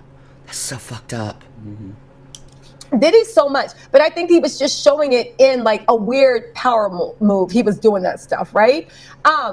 So in any case, did I welcome Chi Chi to the Tattletales family? Kit Raymond Brown and Maggie Kit Amarello. Also Betty Clark, if I didn't say it, welcome. I think I already did. And also Lisa, thank you so much for that generous gift, Mama. I truly, truly appreciate you. Okay, so where was it? So anyway, it was like really, really shocking. It got so bad that he got ED because and I think that's what Diddy wanted. He wanted to get into the guy's head, but he also got off on whatever. So anyway, fucking abusive. He said it would come out of nowhere. He didn't intervene, and he literally felt so much remorse. He was like, I don't know why I didn't intervene. I knew Diddy was dangerous, but I don't know why. I don't know why, but he sounded really sad and regretful. And then, how do you do oh my God, then they're he so said, bad. He said he also didn't intervene because he knew that there were bodyguards in the next room waiting to jump on him if he ever said anything bad to Diddy. And he said he was terrified. He thought that Diddy was someone with unlimited power and thought he would die if he did anything. He said, I didn't know what to do. He was visibly upset. He said, so anyway, after that happened, there was another argument where he heard Diddy for no reason knocking Cassie around. He said that Cassie, for the first time, literally ran out of the room and jumped in his arms and was shaking. She was so terrified. She wanted her. Oh, Horrible. she was just a kid I know. when he started this shit with her. 19. And he was, what, in his 40s? So horrible. It's disgusting. him to protect him. Cassie was inconsolable. Diddy stormed out the room, right? Now here's the thing. He said that at that time his friendship with Cassie had really, really grown. And he said that this incident happened at the Jeremiah Exodus. And he said that the weird thing after that happened and Diddy stormed out and she felt like he protected her, he said Cassie would never kiss him. But for some reason, because she was on his lap and terrified and shaking, they started kissing. And they ended up getting into something. Don't forget, Cassie is still high off of that own supply. Like, she's still high and all this other stuff, right? And he said he looked out the corner of his eye, and Diddy, like a little pervert, had snuck back into the room and was watching them like a little demon out the corner, trying to be all weird. Ew. He's weird, man. Ew. Oh my God, this is such a horrible situation. quiet and sneak and watch. It was, and he said he couldn't do it. As soon as he saw Diddy, he couldn't even. Yeah, that killed everything. He said another time they were at the Jeremiah and Diddy dragged her into a room and he just heard Cassie yelling, I'm sorry, while he slapped her around and Cassie was crying. Yeah, it was really, really weird. Anyway, you guys, listen. I'm going to be out there tomorrow. I'm going to upload more videos tonight. It's not over. Tisha, Black Butterfly, Godfrey. All right, well, that's the end of Godfrey, that. That pretty much updated everything we saw today. And that guy's name was Philip Daniel? Yeah. Okay. Horrible shit. Yeah, I don't know how Diddy can get off with this type of testimony and stuff. No. Like, he's literally hiring these people for his own sexual exploitation. And it's very, very not okay. It's abusive. No, shit. and this is just day one. You know? Man. Cassie. We have 2 months of this. Cassie's stuff is going to be heartbreaking. You're going to hear shit that you don't want to hear. I know. There should be trigger warnings over all of it. I know. This is going to be bad. All right. Well, I'll see you tomorrow. I'm gonna probably just put it live when we watch BJ. Cool. Investigates. I'm totally down with that. So we could just stay catched up to what's going on, because this is important. BJ's awesome in it. Yeah. I really like her style. Yeah. There's nothing better than seeing some sick motherfucker go down, you know? That's so good. All right. Peace and Maranatha. Love you guys. I'll see you when I see ya. Yeah, man. Oh my God, we have this baby boy. That is a boy. He's the best boy in the world.